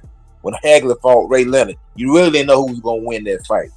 When Holyfield Tyson fought, you really didn't know who was gonna win that fight. I mean, it is a little favor. When Ali Frazier fought, you really didn't know who was gonna win the fight. I mean, you had a slight favorite, but it was still a good chance that you could lose. Right. So it's just he hadn't been in that type of fight, and I think what you alluded to, that a lot of people claim that Tank is the face of boxing. Okay, I'm gonna let them run with their argument, but at the end of the day, the face of boxing can make you an offer that you can't refuse. Like when Anthony Joshua calls somebody, they take the fight unless somebody tell them to do something stupid, like what Shelly Finkel and Al Heyman told Deontay Wilder to do, which was turn down $100 million. But that's a whole nother conversation. I don't even want to pull that up. And somebody tell you to do something crazy, but like Canelo, when Canelo make an offer, people, they sign the paper because they already know it's the biggest payday they gonna get. You know what I'm saying? They're gonna make a $10 million, 10, 12, $15 million. So they're gonna take it. And I think Tank is just not putting enough he's not sweetening the deal up. Because 9 times out of 10 they know they're gonna lose. You know what I'm saying? And in today's boxing, a couple of losses, you lose 2 fights, you on pro box. Just like Chris Colbert. So we very unforgiving, with these losses right now. So like these dudes can't afford to lose, because if they lose, it literally puts them in another tax bracket. So that's why these dudes is running around picking fights that you got champions still fighting like contender type fights instead of fighting other champions. Right. And that's what the problem is. Yeah, because I said, listen, man, I have a lot of people coming at me because they know I'm a Tank fan. And I started saying, you know what? I kind of gotta address this. I gotta do some self-inventory And the same scrutiny I give Eddie when it comes down to Boots, it's like you can't. The excuse that nobody want to fight Boots, you can't say that because yes, it's a lot of people that yes, at one point in time his pop said that 16 people ducked him. They said no. It was an offer on the table. So I said, okay, cool. Well, if it's getting down to that, then you as a promoter, you have to put enough out there. And I used the example of me when I was in the Army and I had two. I had a ball python and I had a albino Burmese python. And I said when I got them, I had to have a cage. I had to have 2 different heating pads. I had to have 2 coves for them. And I also had to have an ongoing either money or a means to be able to put 2 rat pups in that cage. I gotta be willing to pay the cost to put, because I got the predators. I gotta have enough to be able to pay for the prey. And when you keep getting turned down and people say, "Oh, nah, I ain't gonna do this," like, yeah, you can say they ducking and dodging, but are you making them an offer that they can't refuse? So that's why I recently went to. I said, "Man, okay, well, cool." It's like, yeah, you could say, because if you go sign with that person over there thinking that you're gonna make a person with this person, make a deal with this person over here, it can only be one of 2 things. Either you don't want to fight that person or you don't think that it's enough money on the table. The problem is these guys are not vocal about that. They'll say, oh yeah, the team reached out and oh yeah, man, yeah, we gonna go do this. But they don't never say, man, listen, man, he ain't give me enough bread, or he ain't do this, or he ain't do that. So I'm like, okay, cool. Either these dudes are really scared of this man, or it's not enough on the table for them in this era to risk it. But the thing is, it'll be all good if they just came out and say it. But they're playing us as fans where they play both sides. See, they'll make it seem like, oh, I'll fight anybody. I'm in a mess hall with my chest out. And then you'll find out that, okay, well, the team contacted you, but you don't come back and say, oh, okay, well, that wasn't enough money for me.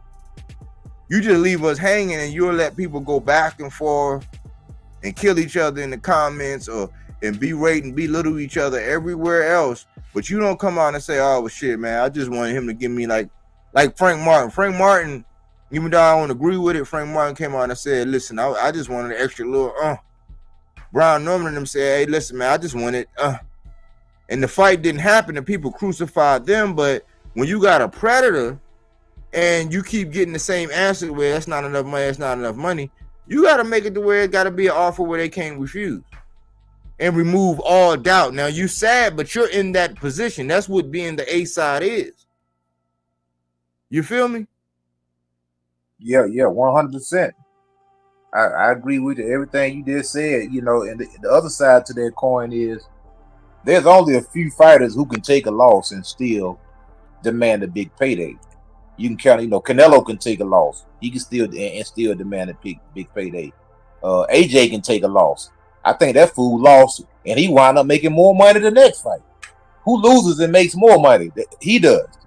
Because at the end of the day, I mean, people, one thing about a U.S. fan, they think boxing is just a United States sport. It's called a world championship. Boxing is a worldwide entity, and just because somebody ain't popping over here in America, don't mean they ain't popping somewhere else. And you say what you want about AJ, Anthony Joshua, he popping over there in the UK. He just got his butt beat. He just got destroyed. He got decimated, and I guarantee his next fight, he'll sell out Wembley Stadium again because they got a different type of fan over there in Britain, in England. Those fans are loyal, man. I mean, you can have 10 losses on your record, man, and them people still show up to support you. Over here, 2 losses, bomb, no good, washed up, hype job. That they just gonna throw you away. So that's why these dudes don't fight each other, man, because it's us. It's black people. We the one. A white fighter lose, but they, them dudes don't get tore down like that. They fans still gonna rock with them. They gonna support them. Look at Arturo Gatti and Mickey Ward. How many losses them dudes had? Still got support. Like I say, 2 losses. Brother lose a couple times, it's over with. You get thrown away. And that's what the problem. That's why we're not getting these fights, man. And the internet is brutal, man. These people, they forget, man. These fighters are They just regular people who learn how to box, man. That's what people keep forgetting. They think like these people are special. Like they were just, they just regular people who just went to a boxing gym and learned how to box and became good at it. And they still got feelings just like everybody else. They still read the comments like everybody else, and they they go through the same thing everybody else go through. And like I say, that loss, that zero, I think that Mayweather effect, keeping that zero, man. That zero means everything to people, man. And that's why we're not getting these fights, man. Because even with you hit on the Brian Norman situation, you got two sides of that coin. They offer them more money than he ever made. 4 or 5, maybe 6, 7 times more money than he ever made. Right. And I agree, but then at the same time, they know that that's a fight that they really probably gonna lose. Because if they thought they was gonna win that fight, they would have took their money. Because I'm gonna put it like this: if Boots was in Brian Norman's shoes, let's say that Brian Norman was A side and they offered Boots $1.7 million, I think Boots would have took that because he know he gonna win. Right. You know what I'm saying? So when you know you ain't gonna win, you want to get paid, man. And I think that's what it was. I think, and I can understand you fighting in Philly.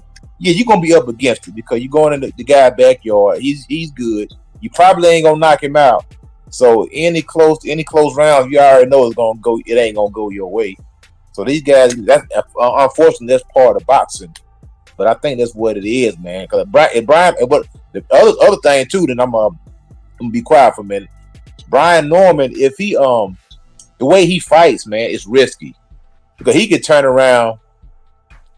Brian Norman, he's a good fighter, but he fights great. Sometimes he's good, sometimes he's not. I've seen him hot and cold. You know what I'm saying? Mm-hmm. So he can mess around and get clipped up by a contender, and now he be wishing he took that money. You know what I'm saying? Mm-hmm. Well, I'm gonna go backwards. I'm gonna say, and let me get these comments real quick. Adam Hurley say Benavidez does plan to fight Morrell. For anyone that doesn't think so, he has bigger plans right now, and Morrell knows it, and that's to fight the winner of Beterbiev and Bivol. Yeah, what that says to me though is that if it don't happen, because it was rumored to be in December, if that don't happen, it's going to kind of look like a clout chase because, yeah, you can stand in that line, but guess what? If no matter what the results of that Beterbiev-Bivol fight is, it's still going to have a rematch. So you're still going to be stuck in limbo. And it's like, why not go ahead and at least start the Morrell thing? Because that's the best competition you can fight. The man chased you up there to 175. You said you moving up. He said he moving up. Like you say, you getting out of the shadows of Canelo. What better way? Because you can bring up Munguia and Billy, Skull, Caleb Plant, McCumbee, who just lost. You can bring up all these names. But Morrell is the guy to where that might be a trilogy. So if he don't fight Morrell and the reason is because he's in the line of Beterbiev-Bivol, well, he's gonna be in that line for a minute because it's gonna be a rematch, and we're just now getting that fight. Even though Turkey got all this credit for actually making this fight a long time ago, he's been riding on that credit. We need this fight to get across the finish line because remember, we were looking at getting Tim Tszyu and Virgil Ortiz. That didn't cross the line before a long time. They got credit, and then that got nixed.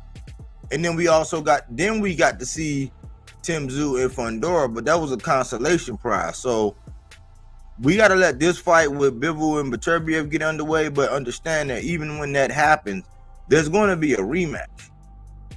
Benavidez can't get caught up in standing in that line and waiting on them guys because it's going to look mighty convenient to me that now he's standing in that line when he was in the Canelo line. It's like you can do whatever you want in the meantime. So when you go out and you pick a guy that don't got no business getting in the ring with you because you're standing in that line, it's like we got to look at the same way we're looking at Tank now, because people say, oh man, not Roach. But it's like, okay, well, shit, if he offered Loma something and then Shakur went and made his move and those were the top guys at 35, and you're blaming them for a Roach, We gotta have that same energy for Benavidez. That's all I be saying. Like, so you can't say I'm standing this line, I want this and this and that, and then you're not gonna take on Morrell. So that's my thoughts on that. A lot of these guys are probably duck and tank in one way or another. T.O.'s the only one who called them out. And yeah, T.O. did it, and he did it in a very brash manner. I don't think he needed to do that. But you're right. You know what I'm saying? To a certain extent, because articles are put out that, listen, to get a Cordina fight, Shakur had to sign with Matchroom. Like, I don't understand why it's not the same, where if you want a tank fight, you got to go either get with GTD or PBC.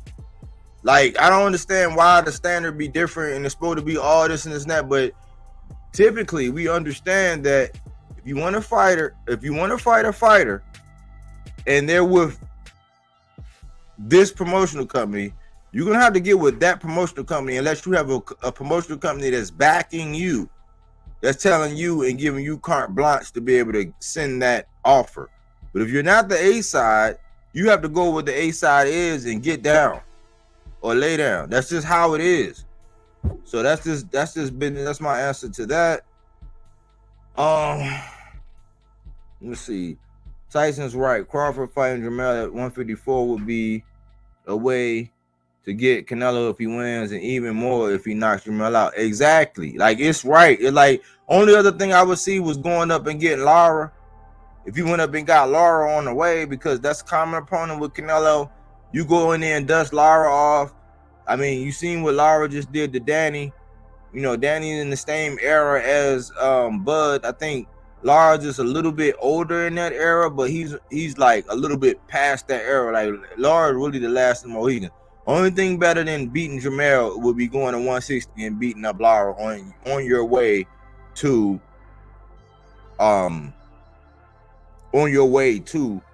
Canelo. So I agree. And hold on, let me add this real quick.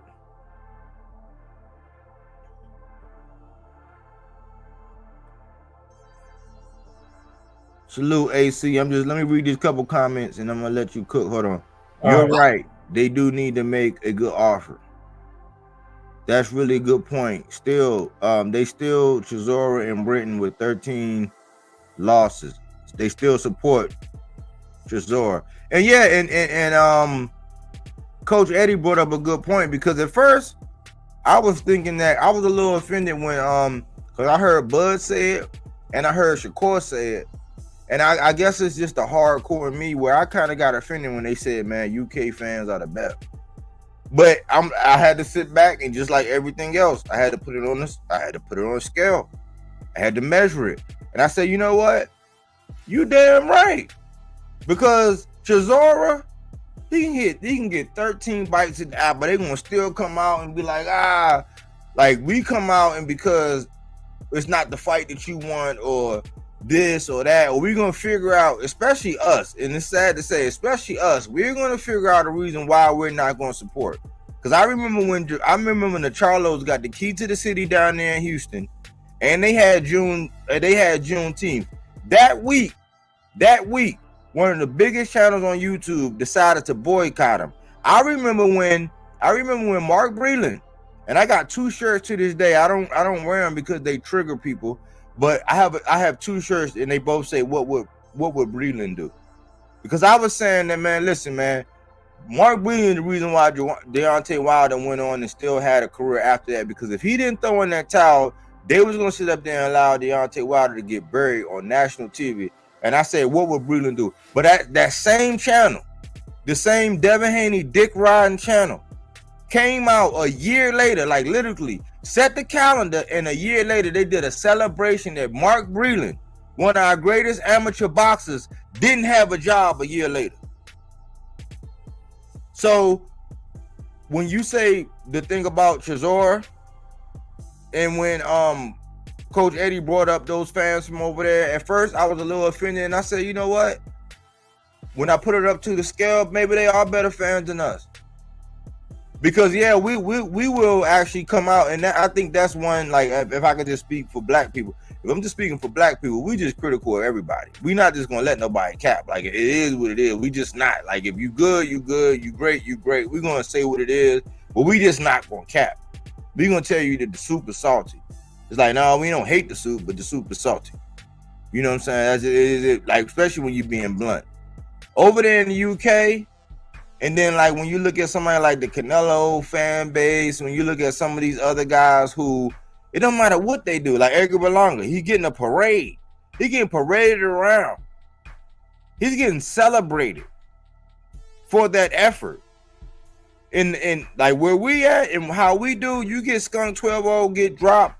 Because look at what Jermell did. They didn't give him no credit. He came from undisputed at 54. Berlanga get a parade. He get the biggest talk show on YouTube talking about him for 5 hours on a Friday when other fights are coming up. So I was like, okay, maybe they got a point about the UK fans. Maybe we do need to figure out more of the things that we agree upon, like some of the rules. Like if you're a champion and you're on a pound for pound list, your next fight, you can't fight somebody coming off of a loss. Nobody's gonna be agree with it. Everybody's gonna let everybody know that we're in the distance unless they're pound for pound, and y'all was supposed to fight anyway. Like if we started combining the things that we agree on and sticking to that, like the fact that we all need food, we all need shelter, we all need water, not whether or not we eat pork or not, whether or not we believe in, we pro or anti when it comes to life, or like not those that, if we started getting more on the same sheet of music about the thing that we agree upon and we echo that amongst wherever our powers is, and we spoke that, we would have more footing. But we pick and choose when we want to maintain these standards, and it make us look bad as fans. Go ahead and cook, AC.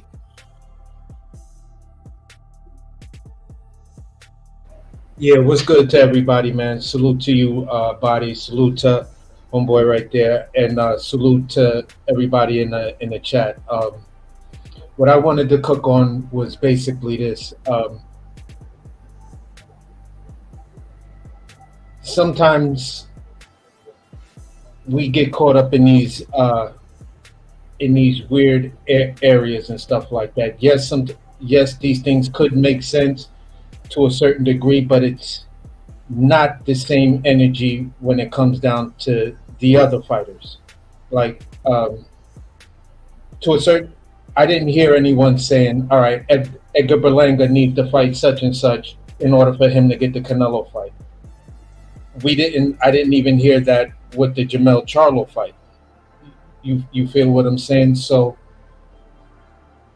Mike, you make a good point. You feel what I'm saying? But I'm kind of against the whole, go hop, skip, and a jump, play 3 games of double dutch, hold your breath underwater for 5 minutes, and that should get you the Canelo fight. But hold on, let me clarify something though, AC. Mike basically said that he didn't say he think he needed to fight Jermell in order to fight Canelo. He didn't say that. He said, what he's saying is, he's like, man, I don't like the same thing like Al Sheik said. Al Sheik, he wanted to see it real bad. He seen that Majamar fight, and then right immediately, now people tried to get rid of this, but immediately after that, he said, I'm no longer interested in the Canelo fight. I think the only thing that kept that thing going on, that's the thing about YouTube and the social media, and you leaving a footprint somewhere, like you leaving your tracks, your fingerprints. Right after the fight, he said he no longer, the Sheik, the one who got the bag, he said he didn't want to see it.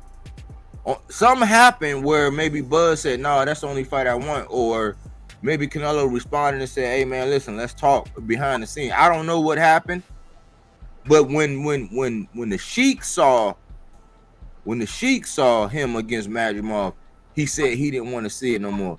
Mike is basically saying, I don't want to see it no more, because truth be told, a lot of people after seeing the Majamar fight, we could feel how we want to feel after seeing the Majamar fight, they don't believe that Bud's gonna have anything for Canelo. So Mike Tyson, he not saying, oh, you need to fight Mel in order to get there. He's basically saying, I don't have no interest in that. I would rather see him fight Jermell or move up and fight Jermall or take on the young champion Boots. And that's coming from Iron Mike. Yeah. But I see. So go ahead. But it's not a hop, skip, and a jump to get to that. But I'm just saying, I was just saying in some of the fan base, and maybe I took that part of what Mike Tyson was saying was off, because as soon as he kind of said it, I went into a defensive mode and I may have shut down my reasonable hearing. But what I was saying was, okay, I can get what you're saying to a certain degree, but let's do this. Let's stop trying to force, let's stop trying to force the Boots fight. Boots needs a 50-50 fight. I'm just going to put it out there, because you're not going to go in there and competently defend yourself against Terence Crawford.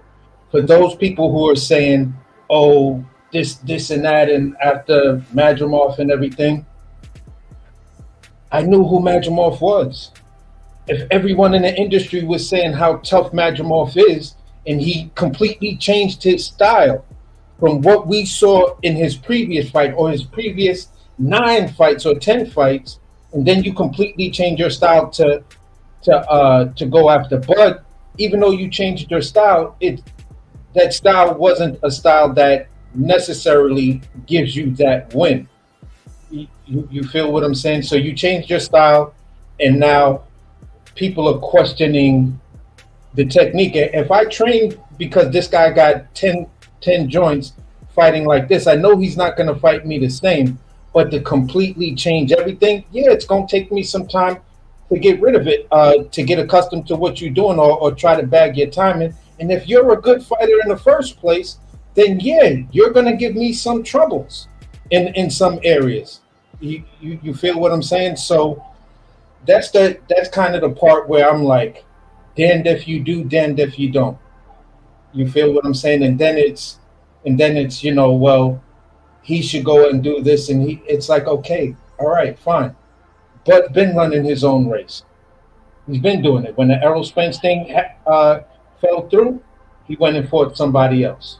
When he first got up to 47, and the Keith Thurman and Manny Pacquiao and Errol Spence and everyone else was looking to do something else, he activated his thing and went after Jeff Horn. Then he ran his own race.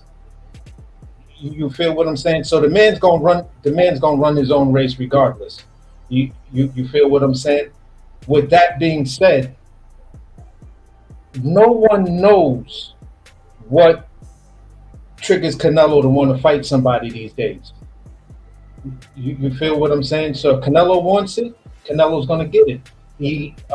The way the sanctioning bodies move, you give this motherfucker too much entitlement, he's now become an entitled narcissist, to whereas you got to talk to him with petals of roses and all of this other stuff.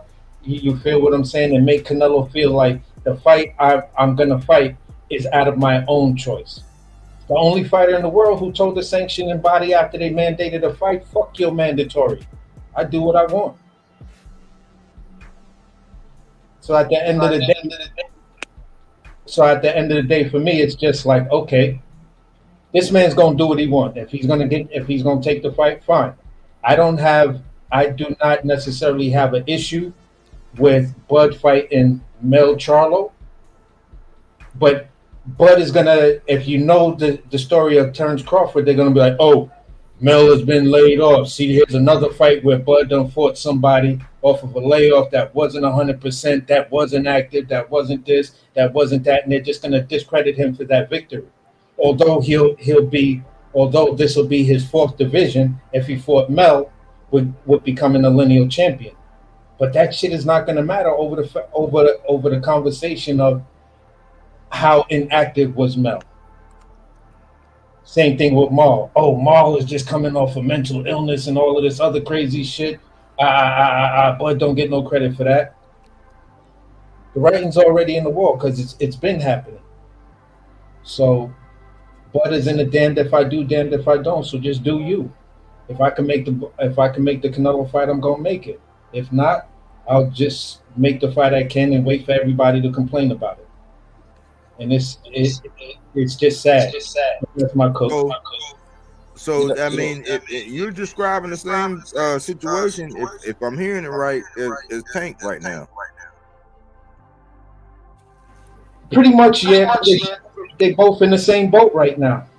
I mean, so that's why I be trying to say, like, okay, if that's your argument, then okay, cool. Then when it comes down to that Tank argument, then that's what that is. Like, if I'm gonna land my plane the same way because Tank is in the same situation. Damned if you do, damned if I don't. Exactly. But Coach Eddie, what you got to say about what AC's saying? No, I agree with a lot that he's saying. Only thing I want to take a little different take on it is that I'm not a fan of what boxing. A lot of time is about perception. And let's say that Bud goes up and fight Canelo, and then they're going to say he's the best 168 pounder, and I don't believe that. I don't believe that he beats everybody at 168. It's just like Roy Jones when he went up and beat John Ruiz. He wasn't the best heavyweight. He was just able to beat him. You see what I'm saying? Exactly. So, and when you leave, it's like they're not working their way up through the ranks. Like, and really, you know, and I'm gonna say this: Canelo fights a lot of people who don't deserve a fight with him, and Terence Crawford would fit that bill. Terence Crawford has done absolutely nothing to deserve a fight with Canelo Alvarez, and that's been Canelo Alvarez's MO. He fights people who don't deserve a shot at him, and he'll give it to him. And his fans will cap for him, and they're making every excuse, and they'll try to say, "Oh, this guy's good and this guy's that." But wait a minute, when such and such fought him, he was a bum. But now that Canelo's fighting him, he's good.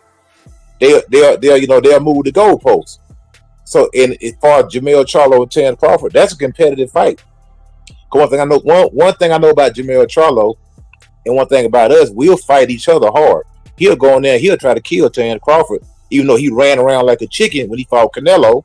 When he fights Terence Crawford, he's gonna try to kill him because that's that black on black thing.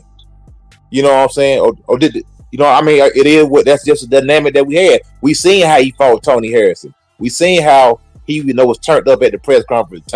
Tony Harrison, real disrespectful. When he fought Canelo, he was real respectful. You know, when he fought Canelo, but when he fought the brother man, he was a street guy. Hey, and I gotta interject. I'm gonna let you keep cooking, but as a Jermell Charlo fan, yes, you are absolutely right. And I was one of the ones trying to say, well, dang, maybe he trying to take a different approach. Maybe he trying to make it all these excuses, but like, no, it was different. And I'm glad you pointed that out. And as a realist, I'm a Jermell Charlo fan, but I cannot deny what you said is fact. Yeah, exactly. And like at the end of the day, I'm gonna tell you, people might think I'm crazy. I'm gonna tell you somebody who been treated unfairly, Demetrius Andrade, because his coming out party to prove that he wasn't a bum was to fight David Benavidez, somebody that Canelo been clearly ducking for years, and a guy that's been running through everybody like hot butter. Now, if you beat him, if you lose to him, you're a bum. Your whole career is trash. So that's the measuring stick to fight a guy that came in 197 pounds, who been running through everybody, whose nickname is the Mexican Monster, and Canelo cowers when he at the mention of David Benavidez's name. He won't even mention this guy's name.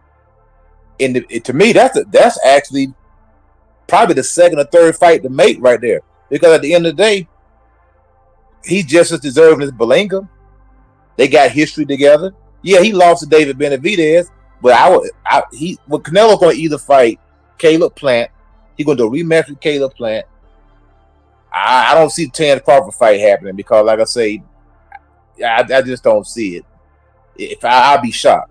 He may fight the winner out, but like I say, Bivol and Beterbiev, they're going to be tied up. You know, it's a rematch clause in that, so that's off the table for at least a year. Yeah, he's going to wind up fighting Caleb Plant again, and that's why Demetrius Andrade been trying to position himself. He's been trying to fight Pacheco. He's been trying to fight Caleb Plant because if he beats Caleb Plant, he's in that sweepstake. Then that fight, they could sell that fight. You got a 10-year history. This guy really been calling you out for 10 years. Y'all got history together. You can sell that fight. Y'all only got one loss. and you know the press conference, will be good. So I mean, at the end of the day, Terence Crawford and the Canelo Alvarez fight really doesn't make a lot of sense. And like I said, watching the Madrimal fight, like Turkey LSG probably wasn't really interested. That's why Mike Tyson is probably correct. The Jermell Charlo fight would be a good fight, and I think that'd be a fight that could sell. Jermell Charlo, him and Demetrius Andrade was supposed to fight, but Jamal can't get himself together. He's a doggone alcoholic, and I think they're supposed to be fighting on the Tank card, but who are they gonna fight? They probably gonna be fighting some guys, some little tune-up type match or something like that. So that's yet to be determined. Who they matching up against. But yeah, but everything y'all been saying, it's spot on, man. Spot on. Hey, I'm just gonna piggyback off of one thing you did say. I don't. For me, Canelo, you're not getting the winner of Beterbiev and Bivol. The reason why I'm going to say that is, number one, there's going to be a rematch. Number two, what you going up to get the winner for, you're just going to face an undisputed thing, because we all know, and I'll say this 1,000 times, we all know how the IBF moving these days. IBF already positioned their guy in that spot. That's that Michael, what's the name, dude? You feel what I'm saying? So as soon as the first fight is done, watch who becomes the interim champion for the IBF belt.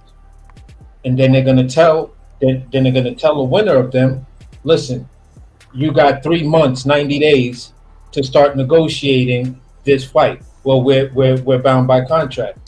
Haven't you been reading the fucking tea leaves?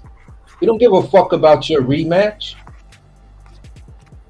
IBF, I believe, this is my conspiracy theory.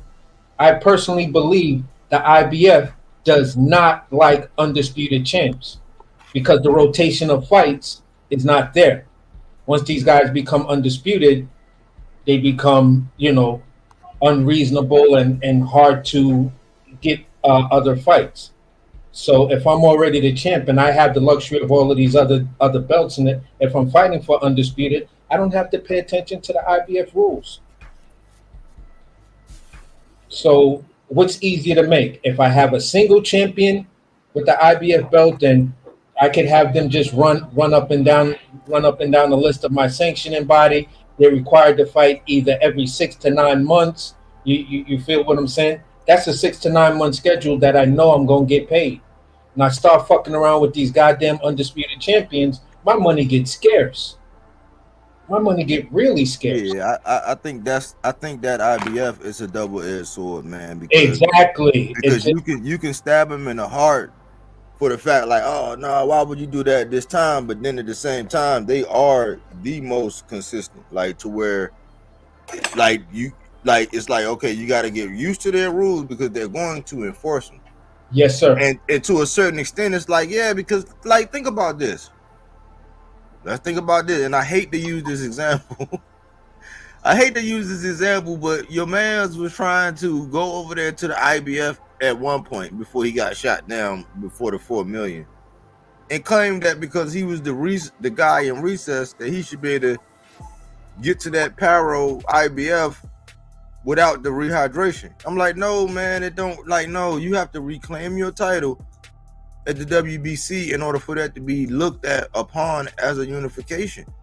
But so in one breath, you can be critical of the IBF, but in another breath, it's like you kind of gotta be like, oh, okay, cool, that's why they doing it, because everybody know that if I go get another belt, then before I go get the IBF, if I fight for it, it's a unification, and I don't have to abide by that 10 pound. But if I'm fighting straight for that, people are going to get out of the line. That's why they have to be so stringent. Yes. So it's a double-edged sword, but I just wanted to throw that in there since we're talking about it. Yeah, and that's my biggest issue, and this is why, just watching how they move over the last 5 years or so, it's like, yeah, I'm convinced. If someone from the IBF told me something different, that's the only thing that's going to necessarily change my mind, or a fighter that has a long history with the IBF and been following their rules and has a bunch of title defenses under the IBF. People get that IBF and then immediately want to unify. So at the end of the day, it's like, you fucking up the game, but you're keeping it moving. But you're consistent. That's why I say the WBA, they came out with a 12-pound. The WBC and the WBO are the only ones that have yet to do it. And I don't care whether it's a 15-pound or they go along with a 12-pound like the WBA, but something need to be done to where it'll level everything out. It'll be a little rough, rocky road for a second. Yeah. But once that happens, people will be fighting their real weight classes, and we'll really see, like, it'll align if everybody be consistent as the IBF is. If they be just as consistent and hold their feet to the fire, even when it's painstaking, even when it's like, why now?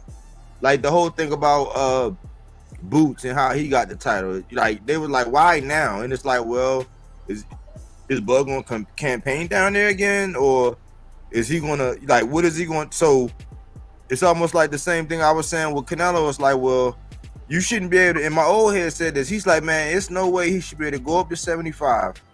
Hold shit down at 68 while everybody ain't getting their opportunity, because that's what happened with Morrell. Yeah. And it's a damn shame that Morrell go to 75 because he don't look the same way he looked at 68. The little stock and all of the energy from the Canelo fans, they are shading Morrell, where it's like, hold on, man, that's his first step up. Like Bud didn't look the same at 54 that he did at 47, where he knocked everybody out. So Morrell looked sensational. He was, I mean, we know what he did to some people. He put people in comas. He fucked people up at 68. He moved up to 75. He don't look the same, but everybody's painting him in this way. I was like, well, what about the fact that he been fighting Canelo mandatory since 2020, and as soon as he got out his seat chasing David Benavidez, Edgar Berlanga jumped in and he get the fight. And that's not the first time that happened. It actually happened when John Ryder got in there. John Ryder was only in that hot seat for a split second, and then he got the fight. But you can't point that out with like looking like a hater. So they're playing these loopholes, and whoever side you on, or whoever you don't want to offend, whether or not you want to acknowledge it. And this is where there's no way, like I was saying for Benavidez, I know you're in line for that rematch or whatever. But bro, you ain't gonna see that fight, if you get to see that fight, for the next 3 years, or at least 2. So you better think of some motherfuckers you need to fight, because you're going to have a Morrell problem, number 1, and number 2, you got to stay busy. So how do you fix that? I want to touch on that 75 and 175-pound David Benavidez. Right there, David Benavidez is not going to be a dominant guy at 175. And it's a lot of banana peels at 175. I think he gets in there with Anthony Yard. I think he had a problem. And that's the fight I've been calling. He had a problem. Even Callum Smith, that's a competitive matchup. Even though he got a couple losses, you talking about a dude that's 6'3", 6'4", 175 pounds. David's whole thing has been that he's been weight bullying. He's just so much bigger and so much, just outweigh these guys. But so most guys that he fought actually came up from 154. I mean, if you look at him, Kyron Davis 154, Andrade 154, 160, moved up. Like everybody's fighting, he's moving up. He's beating up these naturally smaller guys, and he's looking phenomenal doing it. I gotta give him credit. But when he stepped up and fought somebody that was actually his side, which is Bosnick, he looked ordinary. Against a 38-year-old. I'm not gonna call him a journeyman, but he's a guy who's seen better days, a little long in the tooth. He gets in there and fight a strong, guy, Anthony Yard, young guy that's still young, big, strong. You're gonna have problems with that guy, man. Guy that has a little bit of experience, got a couple losses, but pretty sure he learned from those losses. A guy like Callum Smith, that's another guy. Even Bawatsi, the guy that just fought recently, that's another little tough out for David Benavidez. So he's gonna have to be real selective that he doesn't step on a banana peel, you know, up in that 175-pound division. Hey, coach, when I originally mentioned a while ago when he got up there after his first out, I was like, yo, he need to really get up in there to prove he a true 175 pounder. I gotta see him fight my guy Yardy, because here's the deal. Besides the one hiccup loss that he had, or the couple of hiccup losses that he had, the two major losses that he had was to two guys who are legendary European fighters. You feel what I'm saying? And he gave a good showing. He gave an amazing showing of himself. Yep. So it's like, listen, brother, Benavidez, I'm a huge fan of yours. If you really want to convince me that you're not going to go up there and get your ass kicked by Bivol or Beterbiev, then please show me what you could do against Yardy. You beat Yardy, and you beat Yardy convincingly. I'm behind you, like I was at 6 I mean, you can even take an old fighter like John Pascal. You know, he's an older guy. You just want to test the water, see what it's like to, you know, face a puncher, you know, at 175. If you just want to stay busy, fight.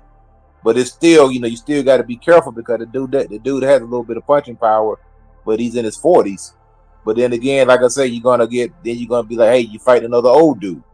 So he's gonna have to fight somebody, you know, in that top 10, because I've never been a fan of guys just going from just because you're a champion in one weight division, you just get to leapfrog everybody in the next weight division. And then these fans are so dumb. I'm gonna say the word dumb, that they'll just say, oh, my guy is better than everybody else that he just leapfrogged. How do you know that he didn't fight him? He did, you know what I'm saying? I don't see that. You can come from another weight division and jump straight in the line, straight in the front of the line, just leapfrog people who've been there for years, who've been climbing their way up in the ranks, who've been campaigning at that division for years. And just because you know, a champion, now you at the front of the line and you get a title shot. So that's bullcrap. Just like Teofimo Lopez, I don't think much of him. I don't think he's a good fighter at all. To me, Teo is mediocre. He's hot and cold. You don't know what you're gonna get, but he runs around and beats his chest like he's the best fighter, and then he's not. Yeah, I mean, I hear a lot of truth in that. And 175, I was thinking because I hear Yardy is Anthony Yard. I heard he's in legal troubles, but I was saying grab you a Lyndon Arthur. That's the last guy. I think that was the last guy Bivol had got. You know what I'm saying? But he was accomplished, and you're really not gonna see it until you get with a veteran at 175. Because what shocked me with the Benavidez fight is that it didn't even look like Volzdik was like. It didn't look like he was punching that hard.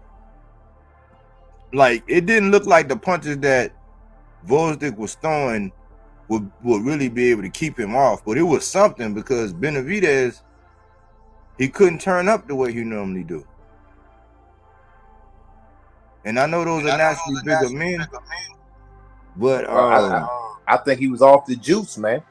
Because if you pay attention to the weights, when how much he weighed when he fought Andrade, he rehydrated up to 195. Then when he fought Vosnik, he was only 189. So how did you come in lighter at a heavier division? Yeah, I looked at that. You know what I'm saying? Make that make sense. Mm-hmm. So you know, I didn't like campaigning, because guess what? I gave David Benavidez the hardest time for the longest time. I was one of the main people, like the same way I'm doing now, where I put him up to the ruler, measure him on the scale, because everybody got roasted when they missed weight. Everybody got roasted when they got their belts taken. Like, it's like the rite of passage. If you miss weight on the scale, we're gonna roast you. If you pop hot, we're gonna roast you. It was like everybody was trying to make it sound like I was hating on David, and for the long time I said, nah, I don't believe it.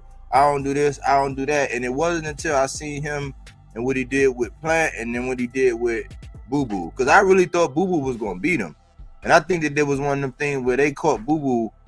I'm not giving them no excuses. I'm not taking away from. Don't think I'm taking away from David Benavidez, but I feel as though Boo Boo was not as active as he should have been because he put all his eggs in that Canelo basket. He didn't get Canelo. He didn't get Triple G.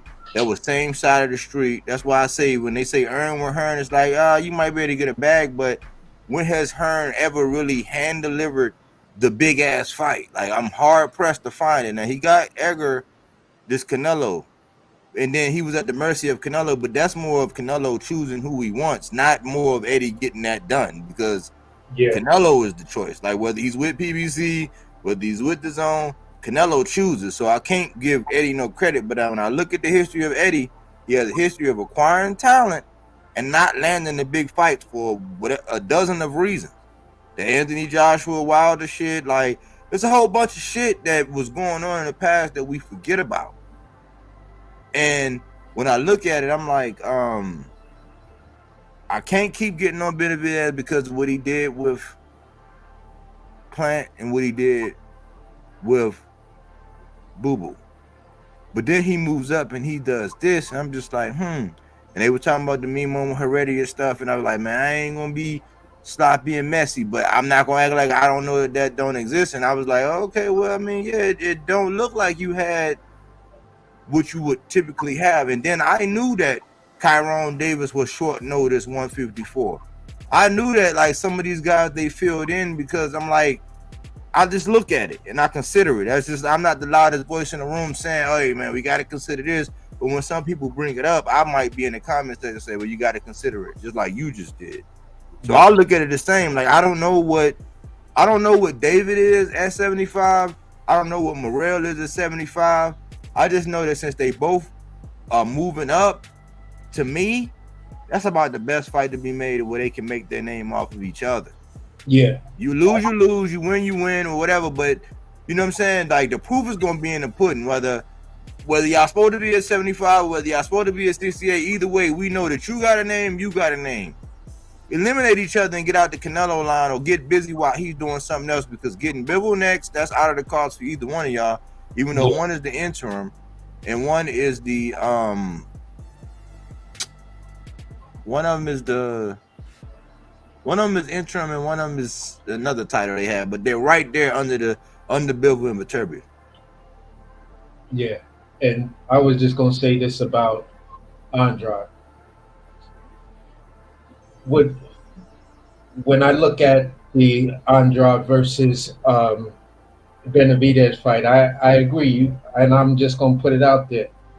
You caught that man at the right time. I was a person who was saying to one of my boys, he loves Demetrius. he loves Demetrius Andrade, and I was like, bro, he's not gonna win, man. This dude he's just way too inactive. Now, Benavidez can easily be beat by someone with footwork and respectable power. You don't need to be a knockout artist. You just need to have that respectable power that's going to keep Benavidez honest. But the key to beat him is smart feet. You got smart feet, that nigga is food, and he's my fucking guy. But for me, sometimes as a fight fan, I like a fighter so much, I start to say, all right, if I had to fight him, how would I beat him? Will be the way I beat him. And then when the fights are made, I want to see who's coming close or talking that same strategy. And then I'm saying, oh, this is going to be a good fight, because he's kind of seeing something that I saw from me constantly watching his fights. And even though I'm watching him fight somebody else, I'm more focused on what that guy's doing. You feel what I'm saying? Yeah. So for me, when I look at Benavidez, on paper, and if Demetrius Andrade was busy, that was his fight. You feel what I'm saying? That was his fight to win or lose. But the inactivity just was too much of a gap to overcome. So for me, that was the main reason why Andrade lost and everything.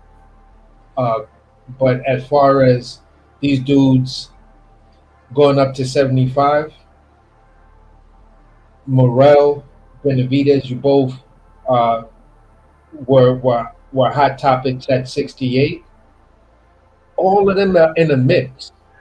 You two guys just got up there. Why don't you knock each other off, and then that'll solidify you to go after a Buatsi. That'll make those guys say, you know what?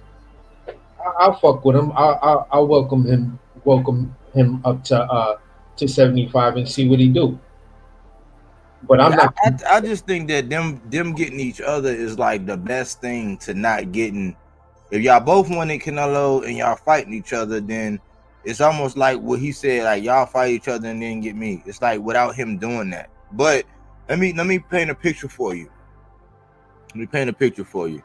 And this is why I be trying to say, this is why I was so upset the other day when I heard the loudest speaker box on YouTube getting in between the potential of Benavidez and Morrell getting it on in December. Is because we'll get in front of that fight. We'll get in between it and we'll put our foot down and say, oh man, it's not ready, right? But then you'll get what we're already seeing, where nobody really talking about this. But let me paint a picture. The reason why that fight looked like it looked, regardless of what anybody want to say, when Earl got in there with Bud, was because Earl was so stubborn. He was not going to take a tune-up, accident and all, and he was not going to refuse that payday. I'm going to fast forward rewind. When Andre got in there with Benavidez, he was not going to miss that payday. They could have told him, hey, you got 4 weeks, saddle up. The same way they did Kyron Davis. The same way they do anybody else who's going to look for the opportunity. When your number's called, you're going to take that opportunity. Why? Because that's a payday. The most recent one is Danny Garcia coming off a 2-year layoff, thinking that he's going to go up there and get with Lara. And we talked about this, and I said, nah, man, Lara been sparking people. He's been more active. He has the height, the range. His boxing IQ is already better. Only thing Danny got is a shot with the no-look left, but because of range and distance and Lara's boxing IQ, it's not going to happen. Danny Garcia was not going to turn down that payday. And then the one that was missed was when I said, look, I want to see Keith Thurman come back. I said, but if you're going to tell me he's going to come back and fight a guy that's been active like Tim Tszyu, albeit the version of Tony Harrison that he got after his father died, albeit Mendoza, who was kind of propped up for a lucky shot against Fundora after getting his ears boxed off. I said, I do not want to see Keith Thurman come back and fight Tim Tszyu. But guess what Keith Thurman was going to do? After all that inactivity, Keith Thurman was going to jump his ass in that ring. And guess what was going to happen? Tim Tszyu was going to slaughter his ass. And it's because when your number is called and they give you an opportunity to take that fight when you've been sitting out and you haven't been active, you're going to take it, and we're not going to get the best product. That's why we shouldn't get in fights we shouldn't get in front of fights when there is a clamor for and people saying, yes, let's get it. Because you let enough time go by, you get injury, you get this person set out, you get the occasional upset, you get the boxing of business because this belt is more attractive around a Virgil Ortiz waist as opposed to a Bohachuk waist, because this guy, he speaks broken English. He's not from here, but you got all this stuff. Shit like that happens.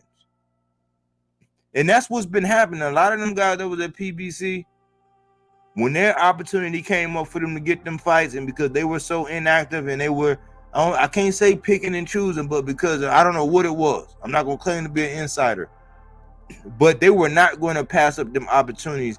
And them in the time when they fought the guys, they were not at their best. They were inactive, but they were not going to miss out on them paydays. Like, cause think about it. And I'm gonna let whoever want the floor after this. But think about this. Errol Spence told us when he was getting ready to get in there and fight Manny Pacquiao with one eye. That man went to several different doctors, and he was still gonna try to fight the man with one fucking eye. And he told him, he's like, well, yeah, we heard about your run. He's like, well, I got 2 eyes. It was nothing going to stop that dude from trying to get in the ring and do that, knowing damn well he could have lost another eye. So Benavidez wasn't going to turn it down. Why? Because he missed out on he walked out on Jermell. He went across the street over there to Matchroom. Eddie promised him all these big things. He disrespected Canelo. Canelo made memes. Oh, you want payday? You're a horrible fighter and all this other shit. Even though Andre is Olympic pedigree, they know he was a difficult southpaw. They aged the man out just like they did Jermell Charlo. I don't care what nobody say. They aged him out. They sat him down. They avoided him. Everybody he fought, they would cast and say, "Oh, he ain't nobody." He was on the same side of the street with Canelo Alvarez and Triple G, just like Devin and Shakur and all them was over, and T.O. They were all over there. They never got to fight. Andre, Canelo, and Triple G. Well, Triple G and Canelo got it on 3 times, but Andre didn't get neither one of them. Yeah. So when his opportunity came, he's gonna take that shot, and that's it. That's the picture. But go ahead, whoever won it. I was just going to go for this. You got the same type of situation for me is what's up and coming. It's already in the works.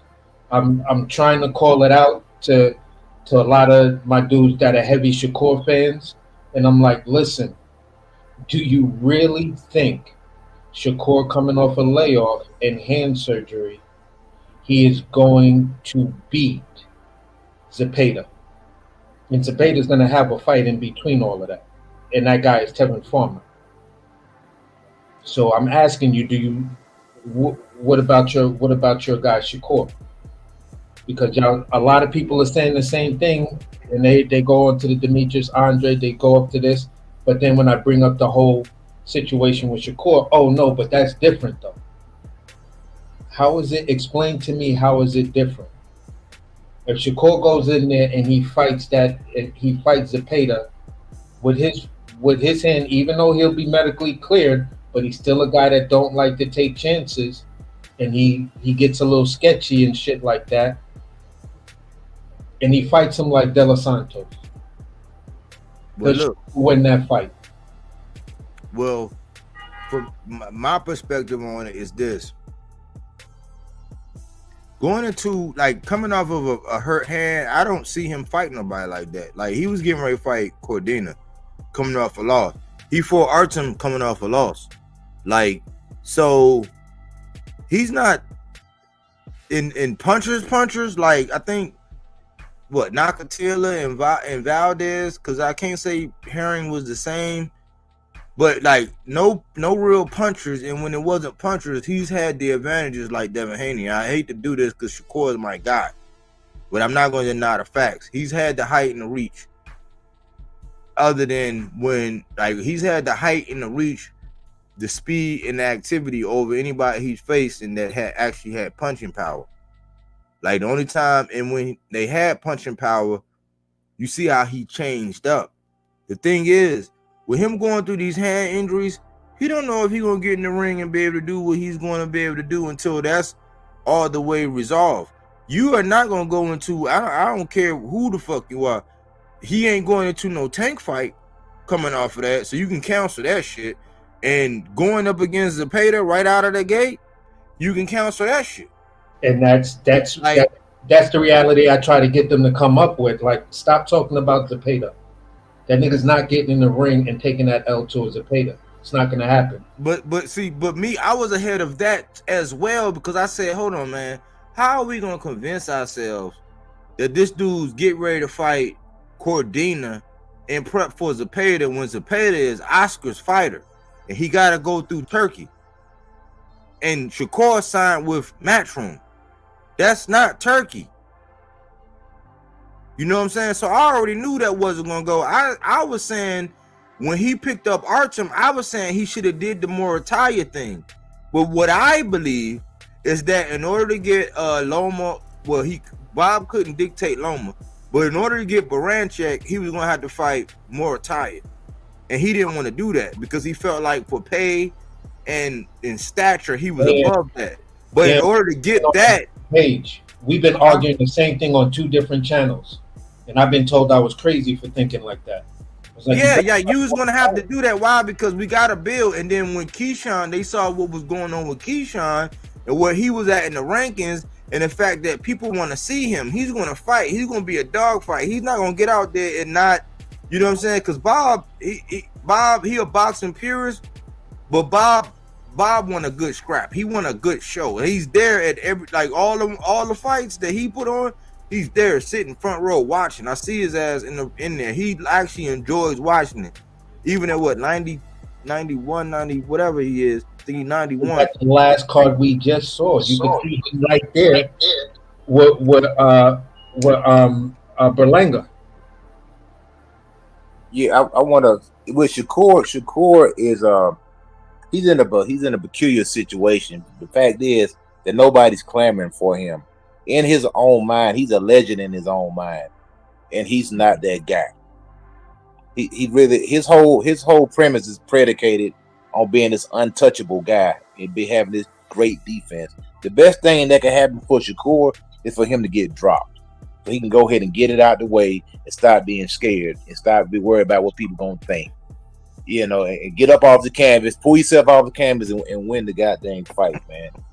I mean, that'd be the best thing. That'd be his best medicine. Go ahead and get it out the way, because the way he moves, the way he talk to the fans. If the fans don't care nothing about the fans don't care nothing about you either, brother. Ain't nobody sitting there waiting, trying to see when the next Shakur fight is. Or when's the next? Nobody cares when the next Shakur fight is, because these bosses got to understand it's out of sight, out of mind. Yeah. You keep messing around, you're gonna be on Pro Box with Chris Colbert, because you can't put. I mean, he's not an exciting fighter. He's a great fighter. If you want to sit down and really, look at the sweet science of it, but people are tired of that type of fighter.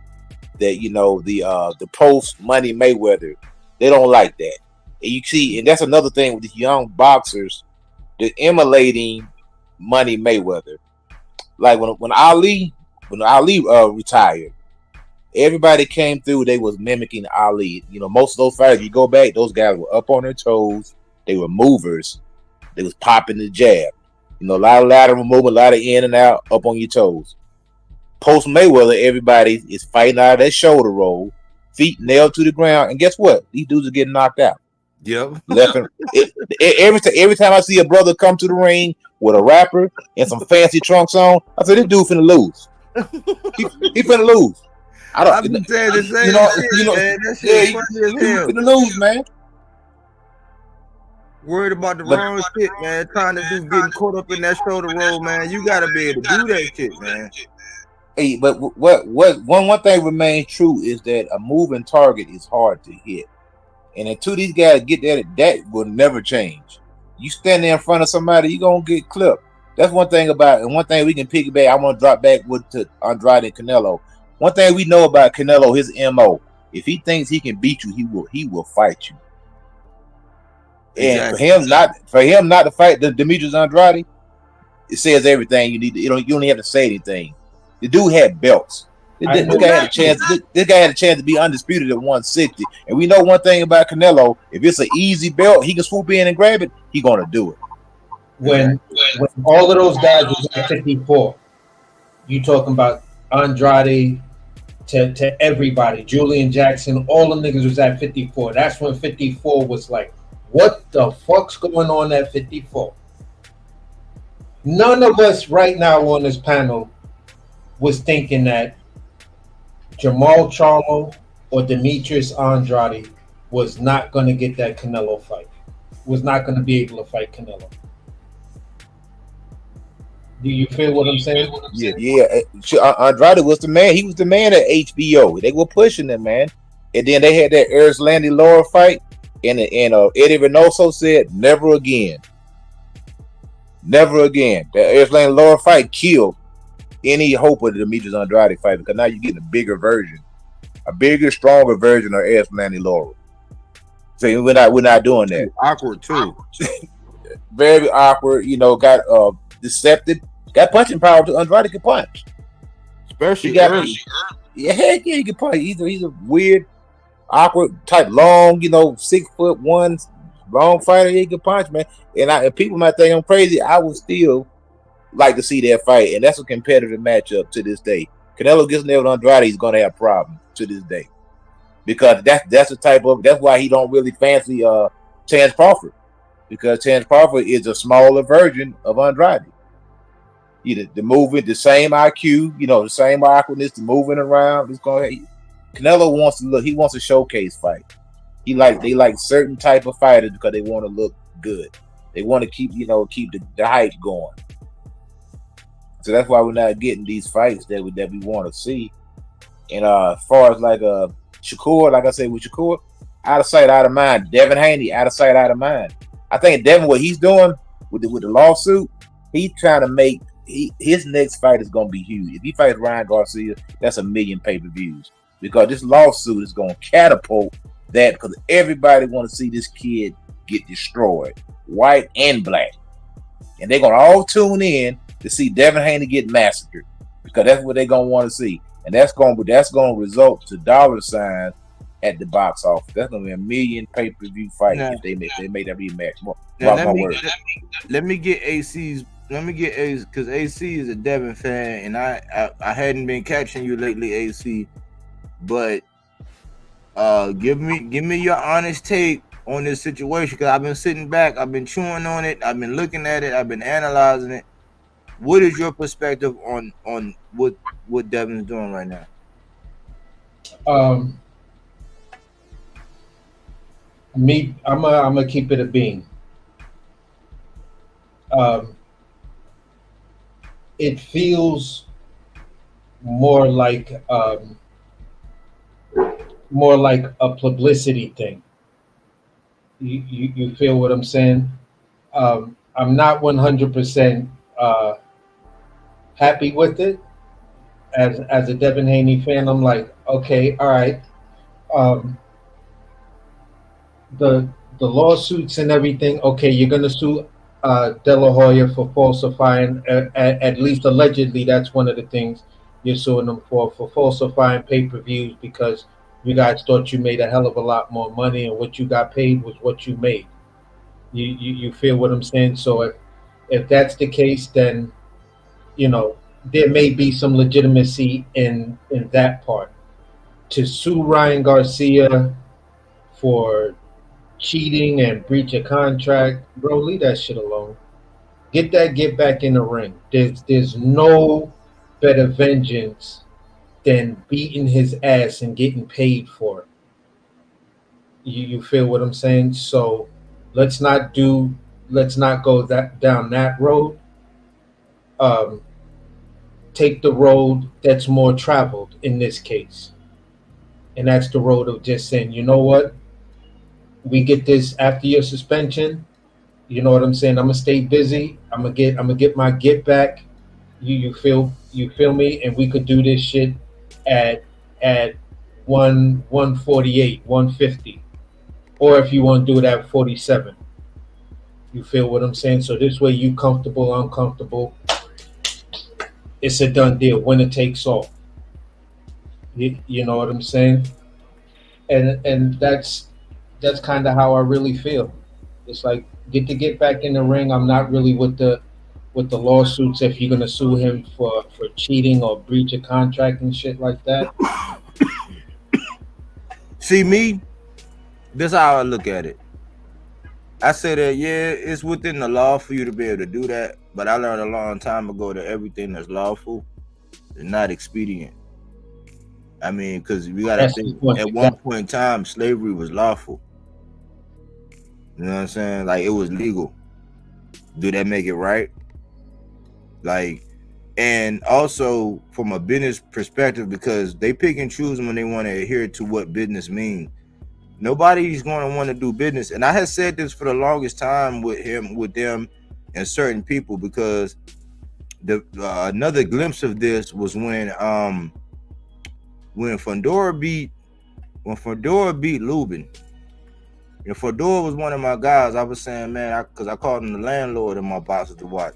When Fedora beat Lubin, our people who look like me and you, were out here talking about Fedora. Oh man, why he ain't take his gloves off, and why he ain't do this, and why. I said, man, we gotta stop that shit, man. I said, we gotta stop that shit, man. And going back to Devin, I said, man, because I had been seeing Devin, And I've been knowing because I was the one who did the murderer road when I was saying, man, how y'all calling it murderer road when he's had the height, the reach, the size, the speed, the activity. He's had the advantage over all these guys. Now he edged it out against Loma. He moved up, and I didn't see him doing that to Regis. So I gave him full credit for them too. I said, but we're not going to know what he is until he fights somebody where he don't have all these advantages. And lo and behold, when he fought Ryan, he didn't have all the advantages. And then add to that, Ryan had the speed and the power advantages. And he has experience of having beaten him before. Y'all was 3-3. So I already knew what was going to happen. I placed the bet, and exactly what happened. Ryan did what he did and gave him a mulligan by having that shit in his system. That's the only thing that kind of like cleared it. My question to you is his fans going to be real with him and say, listen, man, yes, you got cheated. And yeah, okay, cool. If you can go down this road, you're going to sue the man, get what you can get. But we got to be real with him and say that, listen, man, it wasn't just because the man cheated you that you win. Like, until you actually come, like, flush head on and look at yourself and evaluate your actions, because I'll tell you all day, he won round 2 through 6. He got off the game plan, got back. I don't know what it was. Like, I don't know if he felt like, okay, because I'm winning all these rounds after being dropped, that I could try to challenge this dude again, and he got off the game plan. If he'd have just boxed or whatever, like Frank Martin did Rivera, who was also popped hot, nobody made a big deal about Rivera popping hot, but Frank whooped his ass. And going into that fight, Michelle Rivera was viewed as the better boxer. And Frank proved that he was a better boxer and dropped Michelle Rivera. And Michelle Rivera popped hot, and it wasn't for Osterring. So my whole thing is this. Are the fans going to be honest and exact and say, okay, cool, we can pick a side on whether or not him suing is right or wrong. Okay, whatever box you want to check. Okay, cool. Let's set that to the side. The Osterring wasn't the only reason why the man lost the fight. And I think that unless Devin comes to terms with that and he deals with that, he gonna get his ass waxed going in thinking that, okay, well, it was just because this man cheated me and I'm gonna be able to get away with the same thing. That's my opinion. Here's my take on what you just said. My thing is this with Devin, and I'm speaking truly from the heart, because I'm big on Dev. I'm big on Dev too, just like I am what Hamza and everything. And I gave Ryan all of his props. You feel what I'm saying? I spoke with Blue Hustle the night that the fight happened, and Blue Hustle was like, nah, I don't think he could beat Dev. Like, I don't think he could beat Cord like that. I said, nah, we're not gonna do that, bro. We're giving Ryan Garcia his props tonight. He beat a guy who's legitimately on ESPN's pound for pound list. So this is Ryan's moment. Don't take that shit away from him. I'm giving him his props. Then you know, the whole cheating accusation comes out, the using the IV, the overweight thing, and I wasn't liking all of that, and I wasn't leading up to the fight.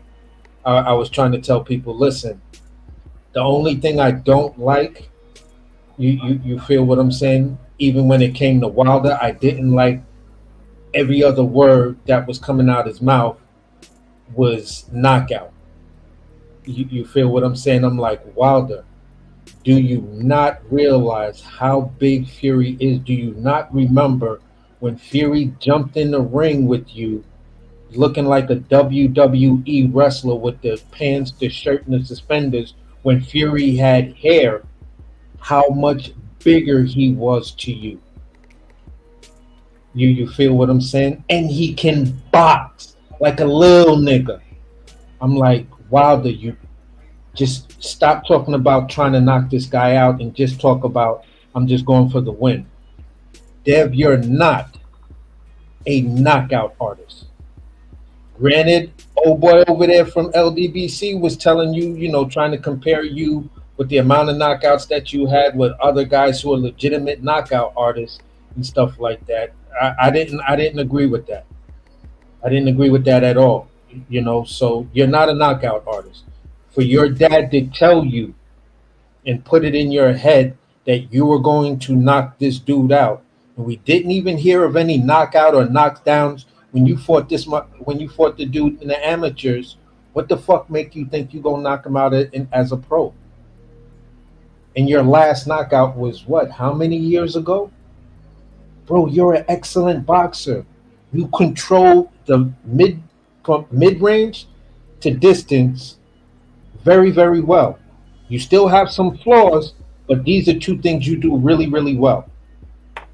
You beat Kambosos with a fucking jab, bro. 12 rounds just using the jab. Regardless of whatever he was on, if you pumped that same jab you did to Kambosos, you would have had a chance. When they told you, all right, you back in the game, let's get back on the game plan. If your game plan was to go in there and knock Ryan Garcia out, that's not what you do. That's where you fucked up. So yeah, I'm sorry. It's a bunch of bullshit like that you know has me thinking really weird about Devin. Like, yeah, you're making it extremely hard for me to be a dedicated fan to you of yours right now, because you worrying about too much of the wrong shit instead of just saying, you know what, I took that L, let me get back in the ring, show these motherfuckers, yeah, I'm still the most hated, and I'm still gonna be the guy who's winning. Once they restored my O back, I would have made a fight happen within 3 fucking months of that. That's just me, and that's my take on that. Okay, cool. Go ahead, Coach. Yeah, I want to kind of piggyback off of that. Exactly what you said. Everything you said was spot on, man. This kind of reminds me of what happened in the fight with AJ and Daniel Dubois, the corner. Ben Davison, to me, he's an inexperienced trainer. He's actually not a good fit for Anthony Joshua, to be honest. He's a yes man. He's a cheerleader. He's a motivational type of guy. Devin Haney, Bill Haney, father and son duo, had this happen to me several times. These fathers, what they do, they hang around boxing gyms long enough, they soak up just enough knowledge just to be dangerous, and that's what happened in that fight. Bill Haney had just enough boxing knowledge to be dangerous. Where was Zoe Judah? Where was Mickey Bay? I mean, that's a close. I know Floyd Sr. was sick. That's the best. That Devin Haney was at his best when he was training with Floyd Sr. But they thought they didn't need nobody because they so greedy. They don't want to pay anybody. Don't keep it all in the family. Instead of getting an experienced trainer to get you through those moments right there. Because we seen Bill Haney panic in the corner. We seen Devin Haney panic in the corner in the Lomachenko fight. And they showed up that night. Another panic. Derek James was cool, calm, and collected, came up with a great game plan. You think that wasn't the game plan to go out there and hit this dude in the chin from the first round? Go out there and guard what we call chin check. Same thing what Don Charles did. When I went back and watched the Anthony Joshua fight when he fought Dillian White, and you watch what we seen two Saturdays ago, night and day. Anthony Joshua was fast, he was quick, he was light on his feet, he was ducking on the punches, he was moving, he was slipping punches, he was doing everything.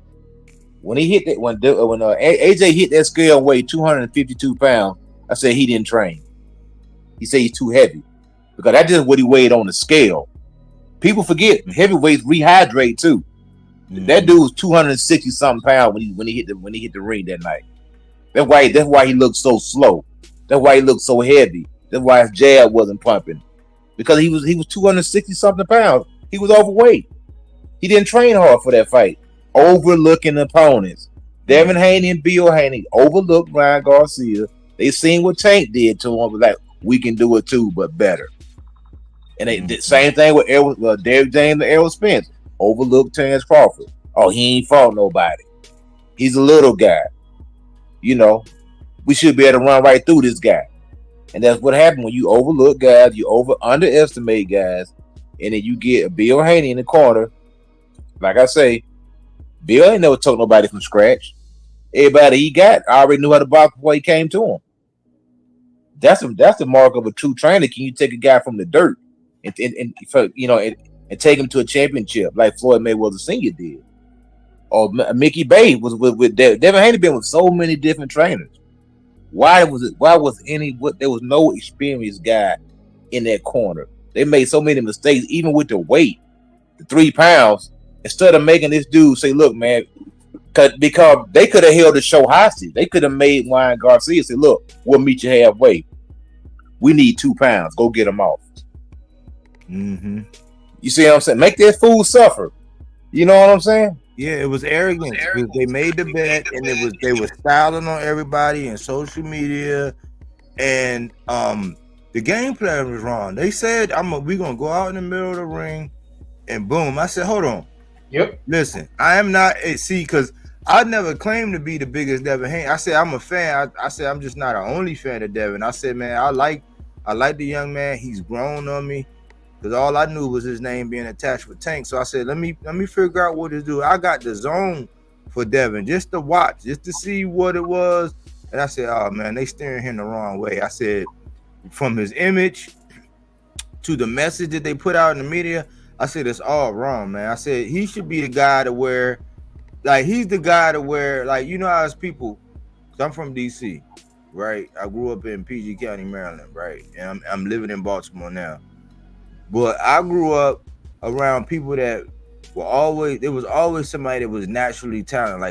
Like they could dribble real good, had crazy speed, or could just do anything on a football field. I've seen people do crazy shit on the football field. I was one. But I've seen people do crazy stuff on the basketball field. But I've always seen a person that put in the hours in the gym, work, and because they got the repetitions and shooting that jumper that they might not have had all the talent, but they put in the work and the repetitions to where they were fluent in what they did. That's how I saw Devin Haney. I said, oh, he's one of them guys to where because of his dedication, the fact that he's going to always come up, you know what I'm saying, in 15-round shape, and he's going to stick to his game plan, he's going to go far because the people that's more naturally gifted, they're going to rely on their natural gifts like how Roy did for all them time until some of that shit fleeted and people who were more technically sound was able to deal with them because they had the technique down. I said, so Devin going to be one of them guys to where as long as he show up in 15-round shape and he stick to his discipline and somebody guiding him right to, okay, tell him to make this adjustment, he's going to be able to commit that and maintain that and not, he can stay behind a jab for 12 full rounds and win a fight and be comfortable doing it like that. Like, I always thought he was that guy. So when I heard him saying they was going to go in the middle of the ring, stand there with Ryan, you know what I'm saying, and they bet on that. And you got to remember, in the initial press conference, they brought out Arnold Barboza. And they were saying they tried to call Ryan's bluff by bringing out Barboza because he said, listen, you fucked this up. I got somebody waiting right here. And he was on the list. Like he was right behind Devin on the list. So it would have qualified as Devin doing the defense on somebody that was, you know what I'm saying, in that parameter. Ryan didn't have no belt. And they brought him out. And I'm like, okay, cool. So they kind of tried to book in Ryan to say, listen, man, don't fuck this fight up because if you fuck up, you don't make weight, you don't do this and that, we're going to let Barboza do it. Well, when Ryan called their bluff, he came in overweight, he went back to the table to renegotiate, and they still said, well, yeah, I still want to proceed with the fight, and he took that bet. I said, oh, man, say now we know that it ain't about, now he done called your bluff, he done came in overweight, and you're going to try to use that as an excuse. But when we came out and we saw what Ryan did in the first 33 seconds of the fight, I was like, oh, wow. And then when we heard the interview and he said, yeah, the left hook kind of surprised me. I said, what? All things in the world, man. You could have said the stab jab to the body. You could have said the right hand. But you said the left hook surprised you? You went in there and you was too confident. You were too cocky. You said he was a C-level fighter. You didn't have the respect for Ryan that you should have had. And that's based on the people that you had around you that sent you in there like that. Yes, the people he had around him it's the history that they had together and shit like that. And it's pretty much, I'm not gonna put it plural. It's the people. It's the one person you had around you. Because that's the one person you respect the most out of everybody in the world. That's the one person within the boundaries of your religion you really can't go against like that. You feel what I'm saying? So that's an Abu and Ibn type of situation.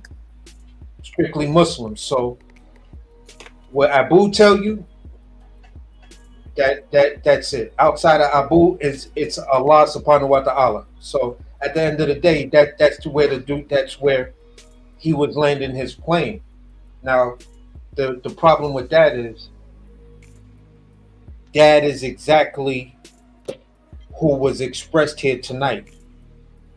I was in enough gyms, looked at enough shit to where I can become dangerous.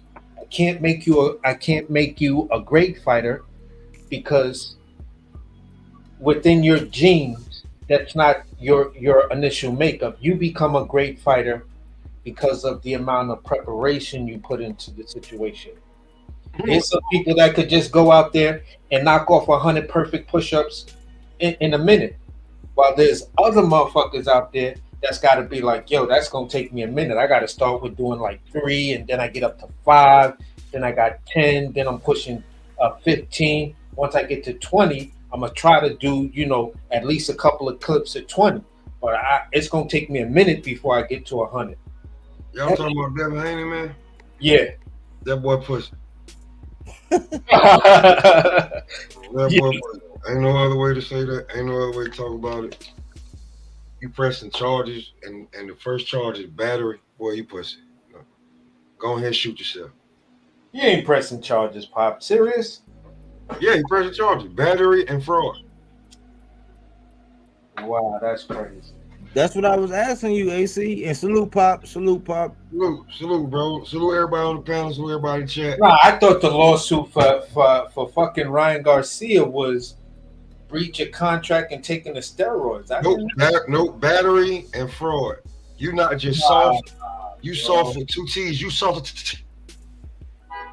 That boy. Nigga, nah. He pussy. You ain't even a Devin Haney fan no more. Look at your AC. No, he pussy on OnlyFans. That's why I was asking you though, AC, because it's battery. Nah, man. It's battery, something else, and nah. Something. I forgot the terminology. I don't know, man. I don't claim to be a lawyer, or it's I'm not battery and fraud, bro. It's battery. I'm not trying to be Captain Egghead, but he was basically saying, what you call it when somebody benefits financially from something? There was 3 charges, man. That's why I was asking AC, man. Like, I was like, man, man, all I can say is everything that's lawful and expedient, man. That's all I can say, man. I'm just telling you, man. I'm just saying. The boy pussy. His daddy, like, pimps ain't tough. They'll tell you. His daddy was a pimp. He ain't tough. Nah, I was joking with y'all when I dipped out. Nah, but that nigga ain't pressing charges, bro. Y'all pressing charges, bro. Charges already, the paperwork already in play. No bullshit. Like, we ain't joking. Word up. That nigga pussy. Yeah, bro. Excuse my French, you know what I'm saying? But yeah, he's soft. Mm-hmm. Yeah, I can't be from Brooklyn and rock with that, man. He got a lot of estrogen. He got a lot of estrogen pumping through his veins. I don't know who the fuck told him to do that, bro. I hope it wasn't. I mean, go look at Bill Haney. I think it's Bill Haney's page or whatever. It's his post where he trying to justify it because I think Golden Boy got $1 million out of Ryan for some reason. So that's the reason why, like, this shit. Even if you win, you look soft, bro. You look like a little bitch. That's a lose-lose situation. Because at the end of the day, if you go ahead and do that, bro, just stop fighting, because nobody's gonna get in the ring with you, because all they're gonna do is tell you at the press conference, I didn't want to fight the dude because I don't want him to press charges if I beat him. Yeah, you know what I'm saying? You little bitch. Like, nah, nigga. Like, this is the first time in my life of watching boxing where I'm hearing one fighter wants to press charges on another. Well, no, it's not, because Mitch Green did try to press charges against Mike Tyson after Mike Tyson laid him out. That was outside the ring. But that's what I was going to say. I was like, well, you know, but to the true caveat to that, it's because Mitch Green was trolling a nigga and got knocked the fuck out, which the DA told Mitch Green, we're not prosecuting that. You can't. No. This nigga is not a throwback fighter. You is not Miguel Cotto. You do not want your motherfucking get back, bro. Use a punk. Yeah. Use a punk, like an old school female to tell you, you a punk and your daddy a punk and you a punk. And that's why I was trying to land my plane at before. I said, man, nah, I didn't know that, bro. I thought I didn't. Like, I saw the titles and everything, but one of the titles was talking about lawsuit for cheating and shit like that. Devin sues Ryan Garcia for cheating, and I was like, okay, so you're gonna sue him for cheating and breach of contract? Okay, whatever. No, battery and fraud. Oh, the first charge is battery. Some enrichment, something financial enrichment, or some shit like that. Bro, but that's why I was gonna land my plane at earlier when I was making this point, when I was saying that I might not have been the biggest Devin Haney fan, but I was saying all along that, okay, I see what kind of fighter he is.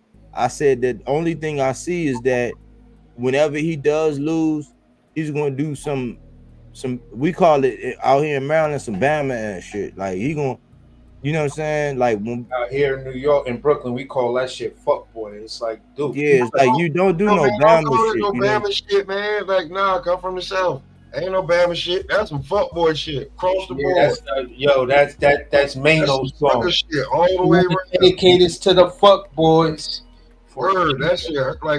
Like, bro, what is you doing? Because whenever you lose, when I said this, I said, man, whenever somebody like that lose, they're gonna get the alphabet community behind them, and they're gonna spread this thing like, oh, it's because of this and this. And I'm like, look.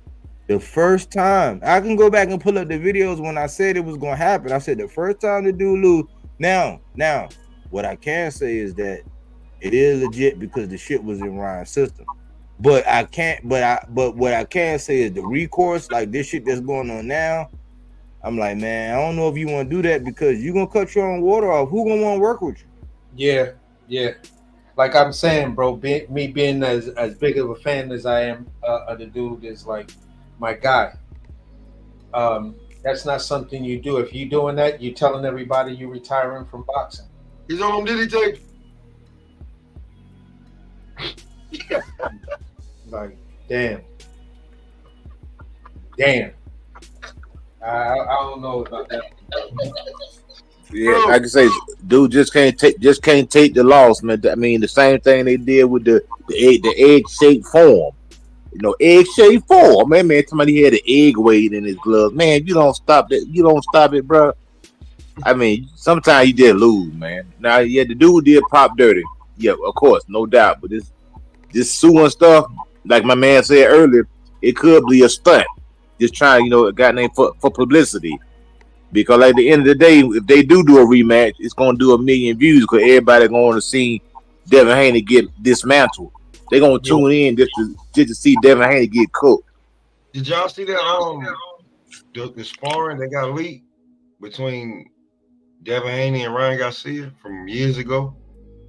Yeah, Ryan beat his butt again in the sparring too. Some people just got your number, man. I mean, I'm being serious, bro. Some people like Vernon Forrest had Shane Mosley's number, but Mayorga had Vernon Forrest's number. But Shane Mosley beat the brakes off of Mayorga. So some people just got like Ken Norton. Ken Norton had Muhammad Ali's number. That's a fact. So Ryan Garcia just got Devin Haney's number. And I don't have a problem with shit like that. You feel what I'm saying? What was the another one? Anderson Silva against the other white guy. You feel what I'm saying? Lost 2 times in a row. One time he got knocked out. The second time he broke his leg. But that's just a fact. You feel what I'm saying? Donald Curry knocking out damn, why am I Davey Boy Jones, I think, knocking out Donald Curry. He had his number. You couldn't beat that man. So at the end of the day, bro, that's part of boxing. Some people just got your number and you're not gonna beat them. Move up, move down, you do well. We've seen that between other fighters. They lost twice to this guy, move up and then completely run that division. So Tyson Fury got Wilder's number. Usyk got AJ's number. Yeah, you know what I'm saying? Just can't beat him, man. You got Fury number 2. Kambosos had T.O. number, man, because we haven't seen Kambosos be able to duplicate that against anybody of significance since, right? Yeah, definitely. You feel what I'm saying? So at the end of the day, bro, it's part of boxing. It's part of boxing. If you're a street fighter, you fought enough niggas in your neighborhood that you and this one nigga, y'all gonna fight constantly, and y'all don't know who won. It's just we fought the last time. You know what I'm saying? He gave me a black eye, and I gave this look at that nigga lip. It's still fucked up. You know what I'm saying? So at the end of the day, shit like that happens. So I don't have an issue with that. That part I do not have an issue with. You feel what I'm saying? Where I have issue is I'm hoping this is all a publicity stunt. It's just all leaks and shit just to see what the internet would say. I hope it's a bunch of allegedlys and shit like that. So this way I could kind of try to still be your fan. But if it is what it is, bro, you did something that kind of goes against the grain of who I am. You feel what I'm saying? Who I am. Over, man. That shit, like, just look it up. Bill Haney, like, I saw it. This shit is crazy. I saw it. He said Oscar De La Hoya got like $1 million. So I guess that's the loophole that they digging in. Saying, well, if he got money, what he get money for? And if he entitled to money, we entitled to money. Which, you know what I'm saying? If you know what I'm saying, you searching for that cheese. If that's the case, go for it. If that part, I have no issue with, and I don't think any other Devin Haney fan has an issue with that part. Get every penny you entitled to, every penny you owe. That's what he's saying. That's the gist of it. But let's switch gears, and then I know Pop got here late, so we'll close it off with Pop and whatever he got on his mind. Like, but I'm gonna start with Coach Eddie, and I'm gonna leave it up to my New York brethren with this next question, man. Very interesting. Like, Edgar Berlanga is being celebrated. Now, we all said he did better. He beat the odds and he did better than what he should be. But it's like this extra motherfucking what you want to call it? I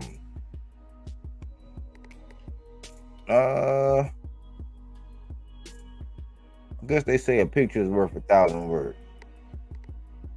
But it's a sausage party whenever Edgar Berlanga is mentioned now.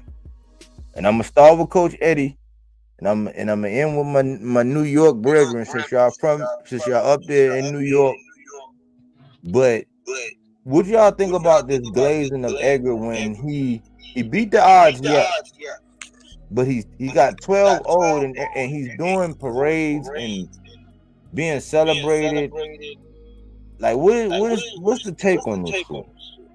Man, that's the weakest thing I've ever seen in my life, man. First of all, I knew this dude wasn't coming to win at the press conference when his statement was, see, people will reveal them true selves if you listen to them talk enough. He said, I'm not going to wind up getting knocked out like that fool right there talking about Caleb Plant. Let me know that he just coming out to get knocked out. Then I'm listening to his coach over there praising Canelo, saying, "Oh, we got to be smart, we got to be intelligent, we got to be, this, that, and all this stuff." I said, "This dude not coming to win." Then in the first round of the fight, he come back to the corner, and the coach is like, "Is it everything you thought it was going to be?" Like, man, this dude ain't coming to win, man. This dude never ever tried to win that fight, man, at all, man. He never tried to win the fight. So why do you get credit for being? This dude was in survival mode from the time he signed that contract. Before the first punch was landed, he was in survival mode. So he gets no credit for that. Like Daniel Dubois, he came in, he was a huge underdog, but he showed up to win. That's when you know somebody's coming to win. And if Berlanga would, when you go back and look at the fight, if he would have came out and tried to stick it on Canelo, because that was his best chance, try to stick it on him first. A lot of times you get these certain fighters, Canelo used to people showing him respect, but you can catch him by surprise by disrespecting him, by jumping on him from the start. And that's his biggest advantage was his size, his youth, and his punching power, not your intelligence, because you're a dumb fighter. But you're trying to use your intelligence against a guy who has way more ring savvy than you, a lot more experience, and a lot more pedigree. His biggest chance to win that fight was to jump on Canelo and try to hurt him early. See if you can get him out of there. Roll the dice, why not? But like I say, he didn't come to win. He shouldn't be celebrated. It was a cowardly performance. This guy comes in as basically a cruiserweight, and he didn't even try to press the issue. Okay, so that is, I'm gonna say it like this. That is the brutal, honest opinion, right? Now here comes the perception version. I was saying we're in the perception era. If the public perceives X, Y, and Z, the public buys it. They get behind it. You could bag it up, bottle it up, put it on Amazon, and sell the shit out of it. All Edgar Berlanga had to do, because he's got something that the other fighters, the other recent fighters, between Caleb Plant, John Ryder, and all of them leading up to Berlanga, didn't have, was after this guy lose, can we rebuild him?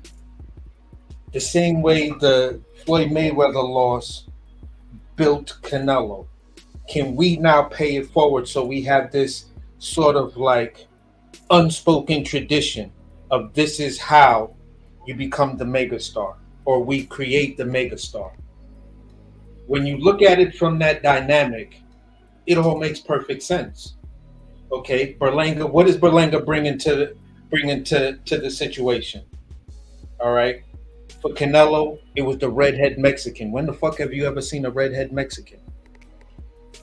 You feel what I'm saying? So he was the redhead Mexican that was knocking motherfuckers out. He was the redhead Mexican that they were saying in the beginning, because the majority of people who bought Floyd fights were people who wanted to see Floyd lose. They was like, yeah, this young, bigger dude, he gonna beat the shit out of Floyd. Watch him knock him out, or watch him really legitimately drop him.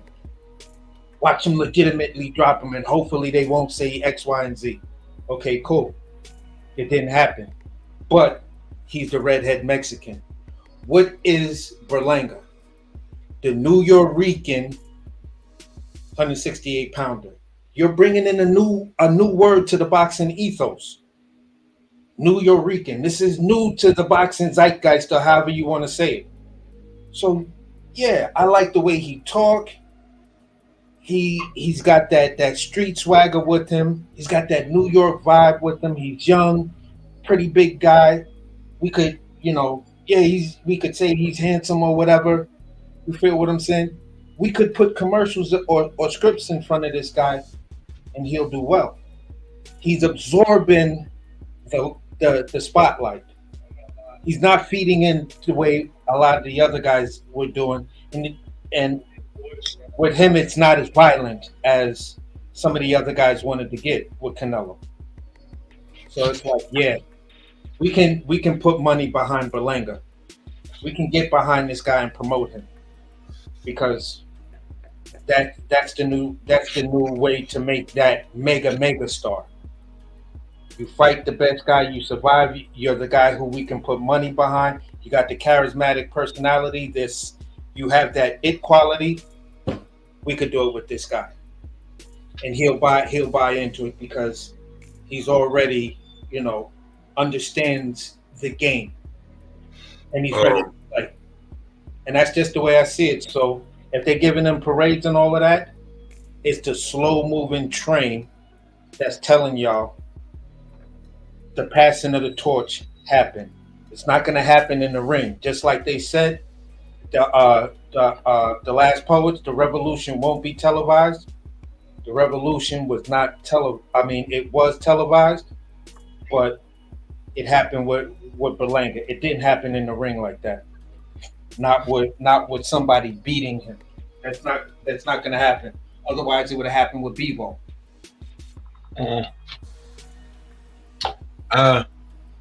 First of all, take it how you want. He could be faking it because he don't like the card, or he really did. I heard Brian Norman Jr. hurt his hand. Don't know if he'll be ready for the fight on the Keyshawn Davis card. That's one. 2, the Edgar Berlanga.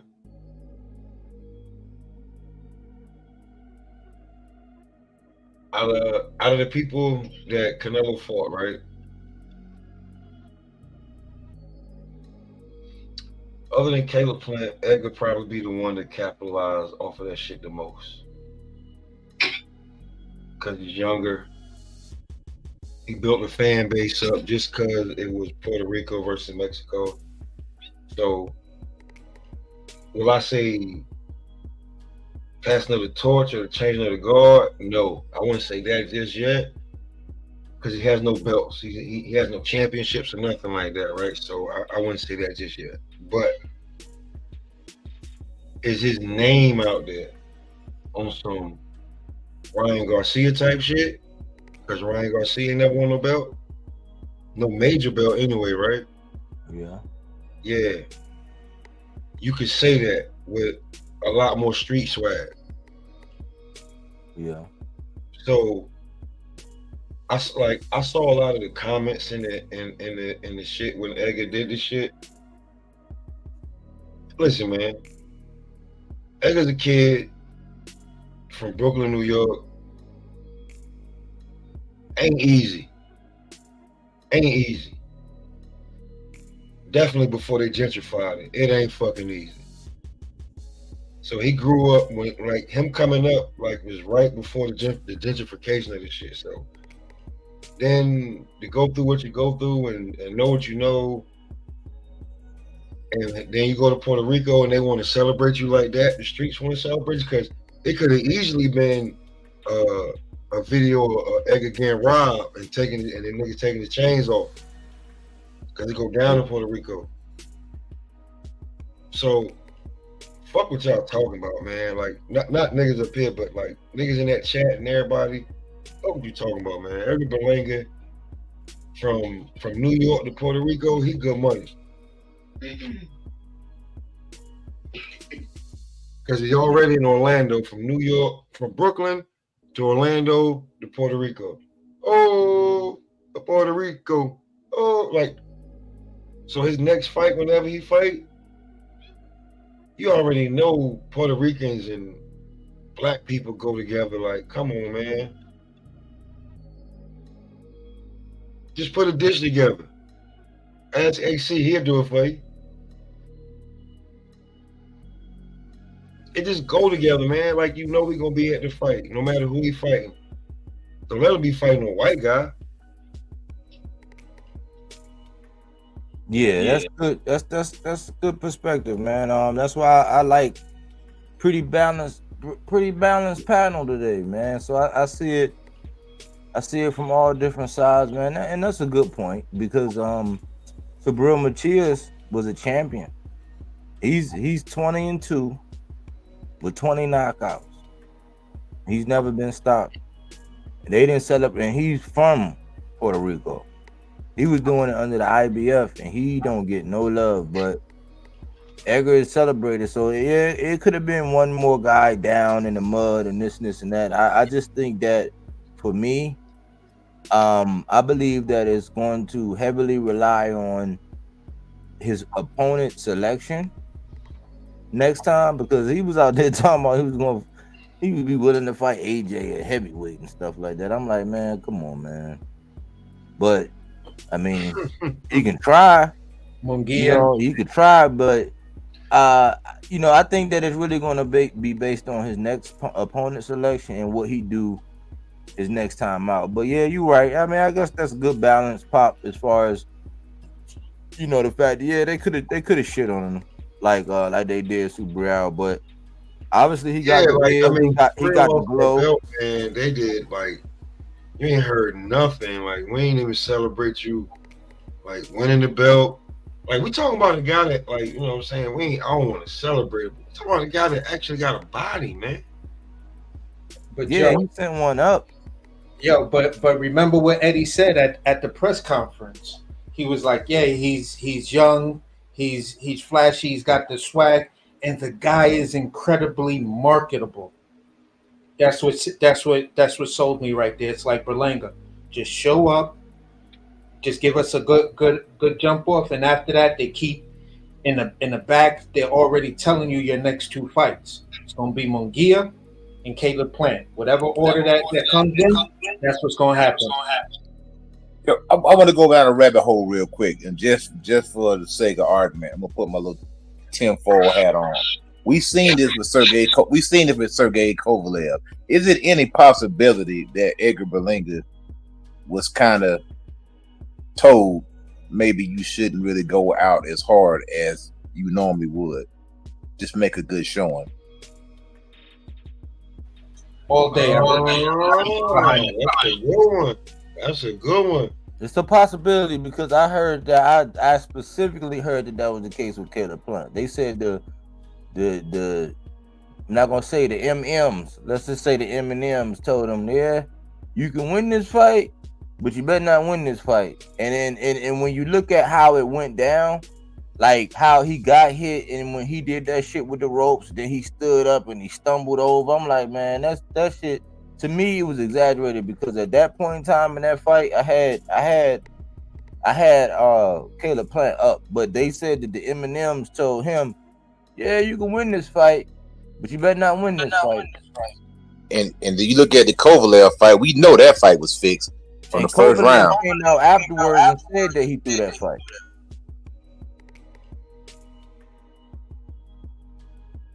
Yeah, he came out public and said he threw that fight after that.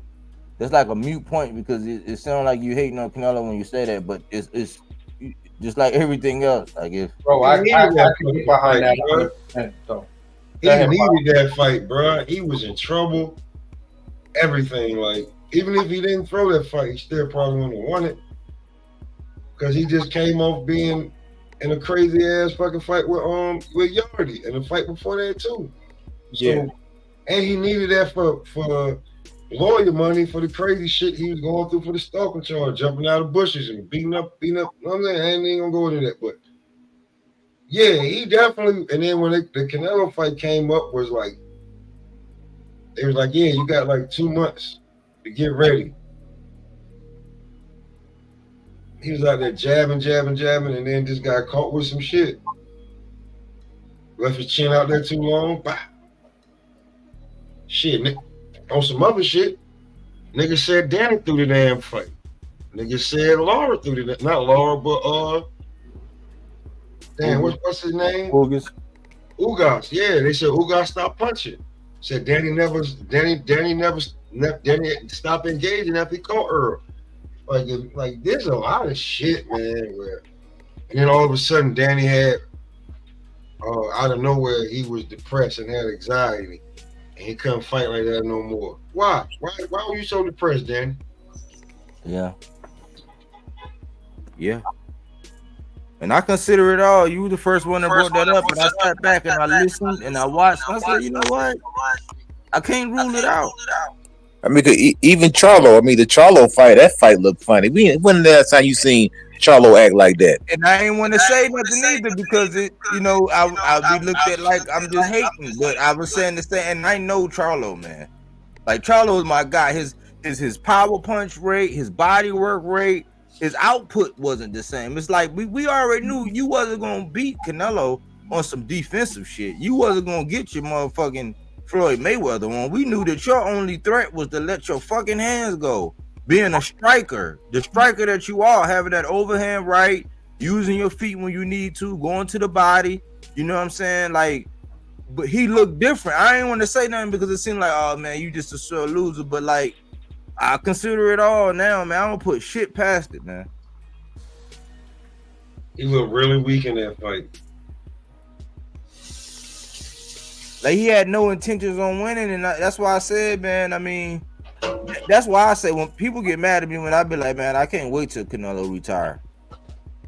You know what I'm saying? Because we at a gray area where you can't really, whenever somebody do a video on them, it's either you gotta celebrate them or you're gonna get called a hater. It's like you can't point out everything else. It's like, yes, you did this and you did that, but it's starting to be like that with a lot of people now.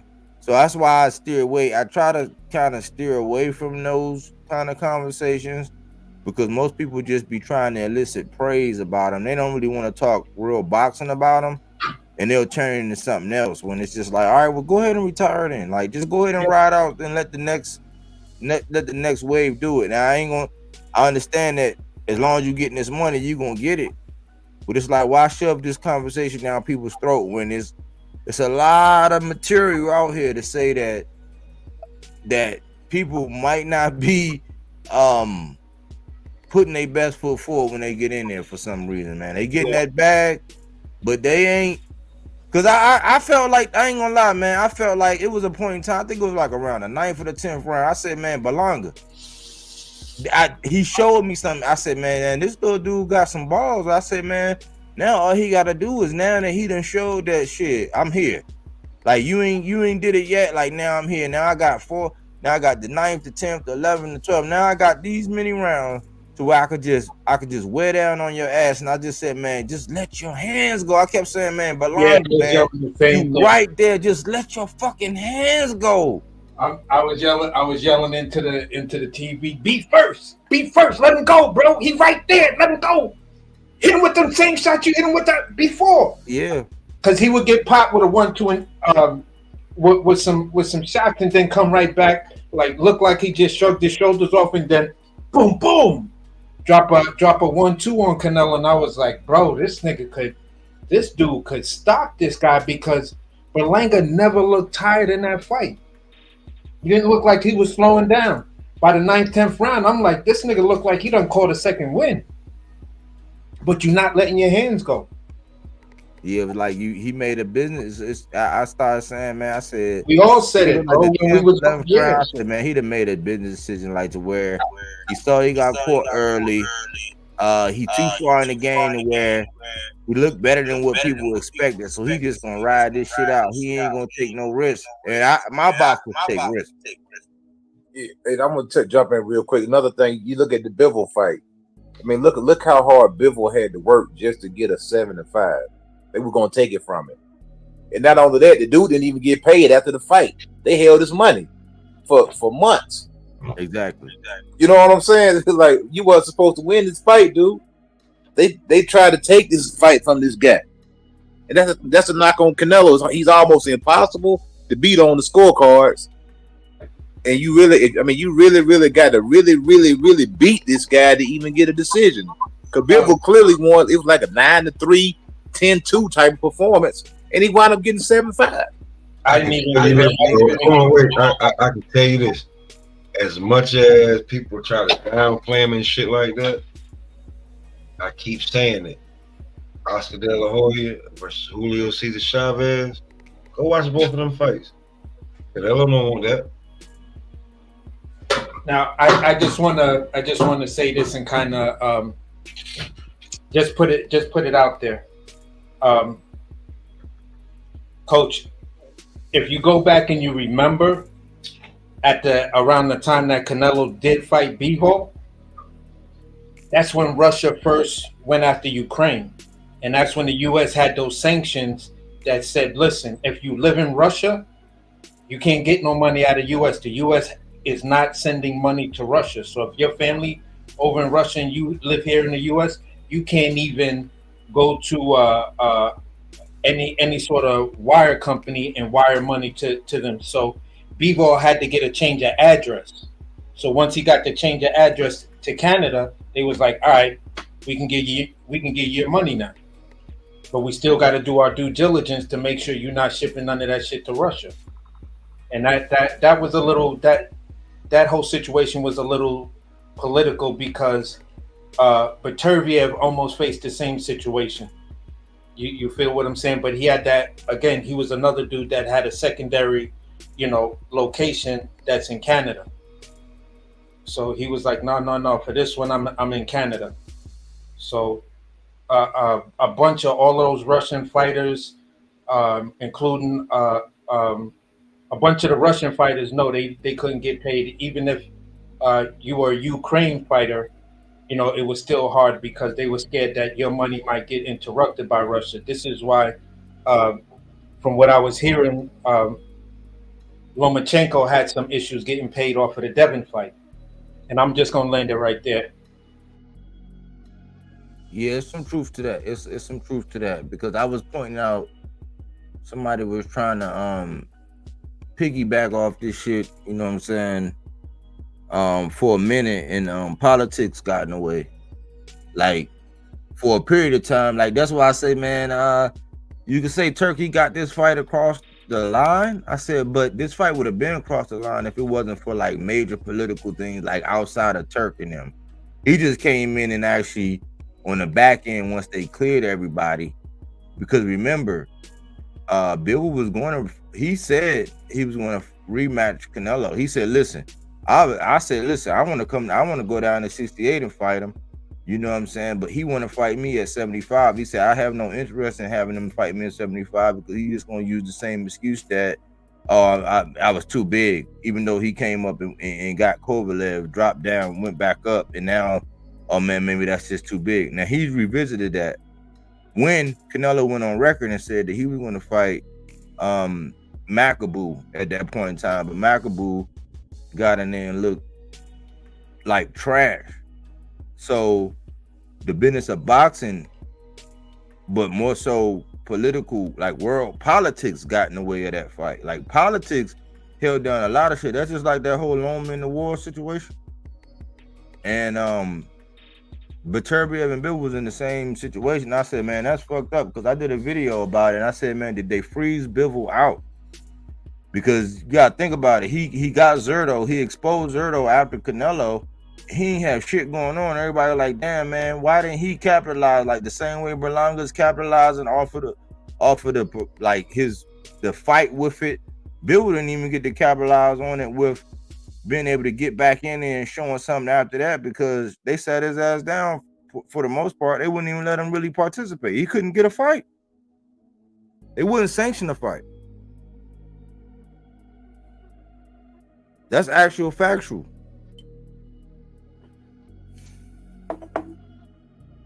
But yeah, man. Before we get up out of here, bro. Before we get up out of here.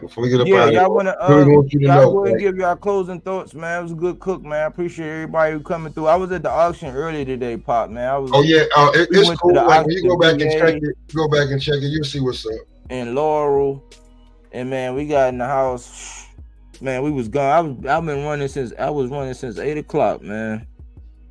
Hey, man. Early bird catch the worm.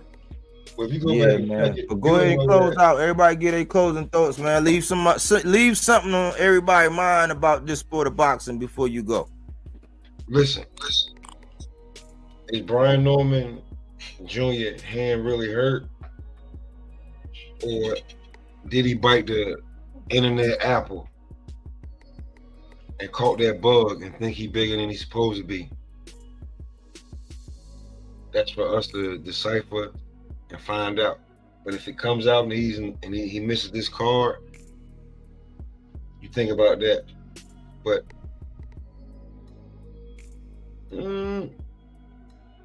out of recent shit, I think that fighters can be humble. Alicia Baumgartner, definitely humble this weekend. Devin Haney, a sucker.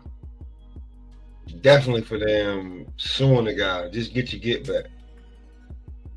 And as of that, that's all I got to say that's going on boxing. Other than Bob Arum with the most funniest shit I seen, saying that Deontay Wilder and Anthony Joshua both watched, they should fight each other. Yeah, that's all I got. That shit was funny, man. So, man, good thought. That shit was funny. They're both wise. I think maybe they should fight each other. And the thing about it, I think Wilder is more washed than Deontay. Wilder is so doggone gun shy, man. I think he getting that fight AJ. I think he gets put to sleep, man, because he won't throw no punches, man.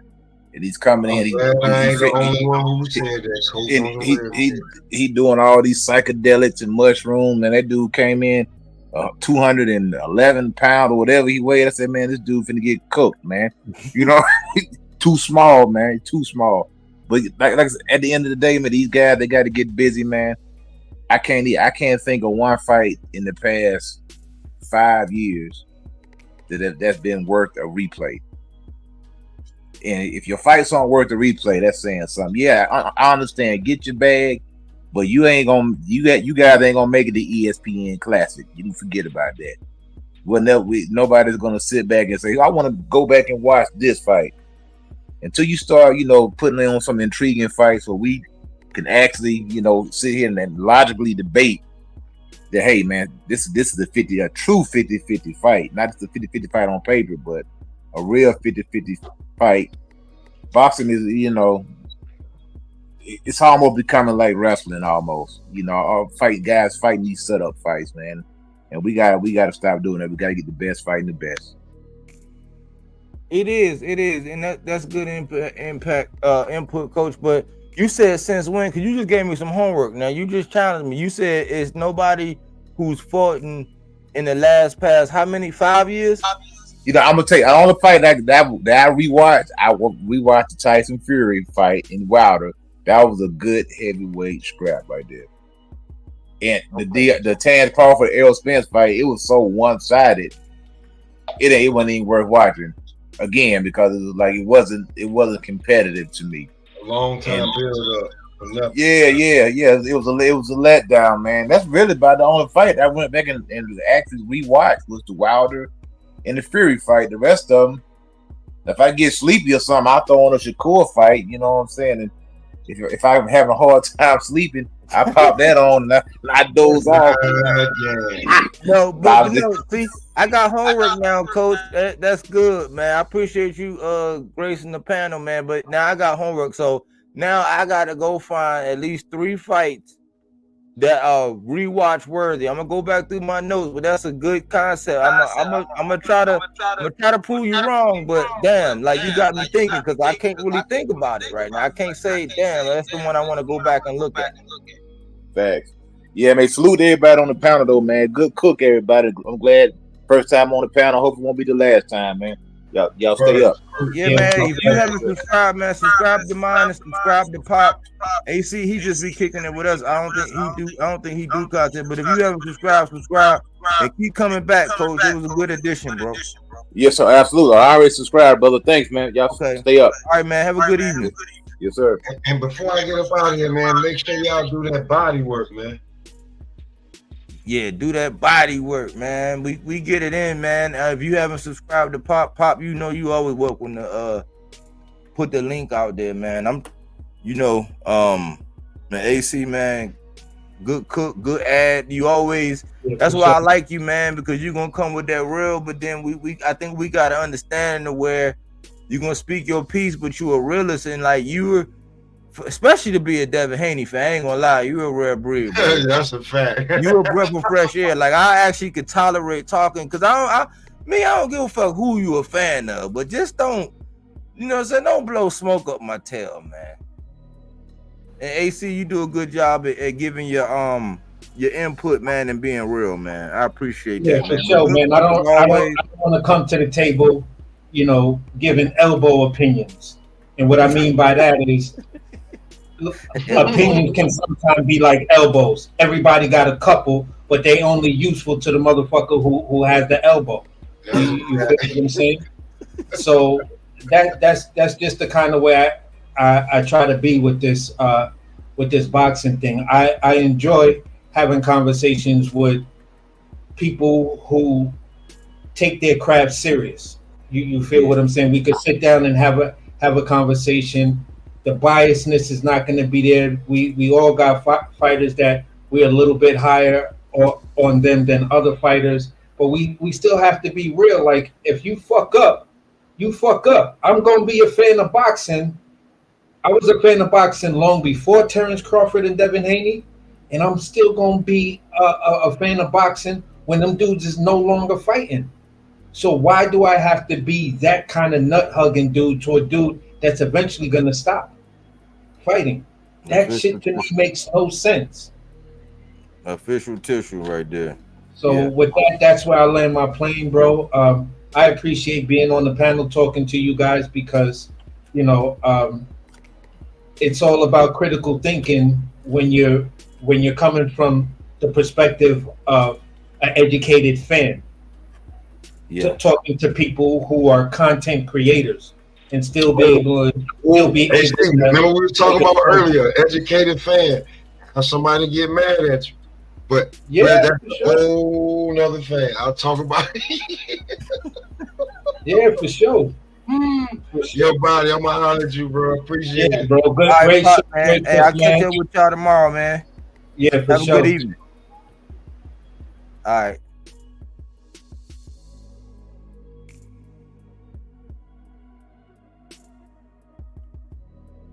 Yeah, man, we had a good cook, man. Very great show, man. Great thoughts, man. Great thoughts, man. Let me see. Riz, salute to Riz Maxon, man. Canelo will whoop Bud, and same goes to Benavidez. Canelo will smoke him too. Thanks for your input, bro. And then my man Eric came in. My bros, good evening / night. I tend to believe this same case, but reverse. I think Canelo took it easy on Berlanga. Why? Future business. I think so. I think he did try to sprinkle some seeds with Munguia. He did some things with Berlanga. I think he carried Munguia more than he did Berlanga. I think he could have did more, but I think Berlanga kind of surprised him, and he said, man, listen, man, I don't want to mess around and get dropped by this big dude. Because, I might got him where I want him. I might have him backing off in the corner, but I can't get sloppy either. And at some point in time, Berlanga made a business decision, and Canelo said, you know what? I ain't going to press so hard. I already got it in the bag. I got my money. Why embarrass the young brother? But, I appreciate that. From Yabucoa, Puerto Rico, I bid you gentlemen a good night and weekend. Salute, Eric, man. I appreciate all the feedback, man. And I'll be getting to them comments. Eric be in the comment section cooking, man. Always full of ideas. Pick Arthur B on October 12th. So you got better be it, man. I got Bivol, man. I'm a Bivol guy, man. I think Bivol I'm gonna win a lot of money, I think, that night. I think I'm gonna win a lot of money on Bivol that night, man. Man. Edward Morris, good show. I appreciate that, Edward. The goal here is always to just put something on your mind and help you use your critical thinking skills, man, and just look at everything from an alternative perspective. I never claim to be right. I'm open to be told I'm wrong. I'm open to people's opinion. I'm open to hearing other sides. I listen to people who I don't agree with, just because I be wanting to know, okay, well, how can I look at this? But I treat it a lot like life. So hopefully, if you've been watching, you've been tuned into the playback, talk to me, I talk back. This is Fruits and Veggies, not that Reggie. That fact-based content. You know what I'm saying? Not that opinion-based.